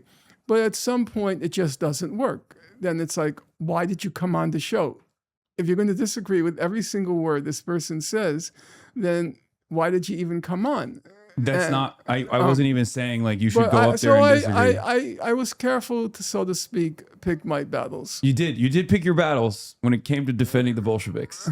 When she said that the Bolsheviks were exhibiting an anti-Christian bias. Right. They killed 60 million Christians and then they pretended to be Holocaust survivors. I like that was the line in the sand that you drew for Candace. Because then people would say that Norman is unprincipled, that for his entire life, he has identified himself with a certain historic tradition, and now that tradition is being dragged through the mud, and he just sits there nodding. And I wasn't about to do that. I wasn't about to do that because that had to do with my personal integrity. That's the tradition I consider myself part of. Well, I didn't, I wasn't appalled. Look, yours is a different generation from mine. People think they have facts when they find it on the web. And if you spend too much time on the dark side of the web, you're going to find evidence for everything. And that's not the standard of evidence of my generation, that you found it somewhere on the dark side of the web. And she thought that she had evidence for all these sorts of things. And I just tried to be calm and rational and say, no, I don't believe there's evidence for these sorts of claims that you're making. Just as I don't believe that there's evidence that Israel killed John F. Kennedy. Just as I don't believe there's evidence that Israel killed Abraham Lincoln. And just as I don't believe that... Is that even a theory? It will be soon, that Israel was the cause of the fall of the Roman Empire. I just think these things are a real stretch. Now, you could say whatever you want. That's not, for me, the question. The question is, do I have to take seriously what you say? You're free to say it, but I'm not going to attach any significance to it. You know, Tucker Carlson, among others. As I said, I think 70% of what Tucker Carlson says is true. But when he starts going off and saying that Israel is trying to destroy the United States because it wants to make enter into a partnership with India, I just raise my eyes, like eyebrows. Where did that come from? Or when he insinuates that Israel was involved in the Kennedy assassination. Well, no. Then I think you've gone off the rails. Well, it's the scapegoating, right? I think this is a concept born out of American chauvinism, Western exceptionalism, American exceptionalism, where I think at the end of the day, if you truly, and I do think Tucker actually has seen the crimes of Israel and has found it to be heinous. I will say that. I think he is a shrewd operator, but I do believe that he genuinely finds it morally repugnant to a certain degree. But I think what he has done and what a lot of people do is, for example, they'll blame Israel for the Iraq War, right? And this is my distinction. I actually might even disagree with you on what you've said about the Iran War, where I do think that Israel has played a much heavier hand Yeah, I do. in the Iran war. I do believe that. Whereas the Iraq war is very clearly imperial Yes. extraction of natural resources. I totally agree. Whereas there is a divergence now. I agree with you on both points. So I think it's basically shifting the blame over to Israel or even to Jews as a representation of Israel to say we are blameless. Totally agree. We are perfectly. We would not be stained with these military quagmires if it wasn't for the Jewish state. Yeah, I think that I've said I believe there's a problem there. I'm not going to say that Tucker Carlson is an anti-Semite. I'm not going to go there. I didn't say it with Candace Owens either. What I will say is I believe there is a problem there in what they're saying and this attempt now to blame Israel for everything. It's awful enough what's happened, but now I think it's gone kind of over the top. It's kind of, if I can use the expression, it's kind of a hate fest. And I've noticed that people are very critical of what I've said about Tucker Carlson because I'm kind of ruining the fun. The fun now is everybody thinks they're so brave and courageous attacking Israel. Well, actually, I think it's perfectly obvious. It takes exactly zero courage right now to attack Israel. I think it takes a certain amount of courage to defend it. It does. It has shifted quite dramatically, yes, the pendulum has swung in the other direction. And it's not that I'm in principle against hate fest. There are a lot of people who are deserving of the hate that's directed against them. But one has to, I think, always pause to be as analytically and factually rigorous as possible because we don't want to create, like you say, we don't want to create distractions and scapegoats. We have to be clear. And one of the things we should be clear about is the nature of our own society and not to pretend as if Israel hadn't come along, we would have been on a virginally white path. Norman Finkelstein, thank you so much for coming on. This is a real honor. I have to do a podcast after this. Mm-hmm. This is my 7th hour. What is your parting words for people? Where can people find Gaza's Gravediggers? It can be found on my publisher's website. It's orbooks, orbooks.com, one word. And I see it as the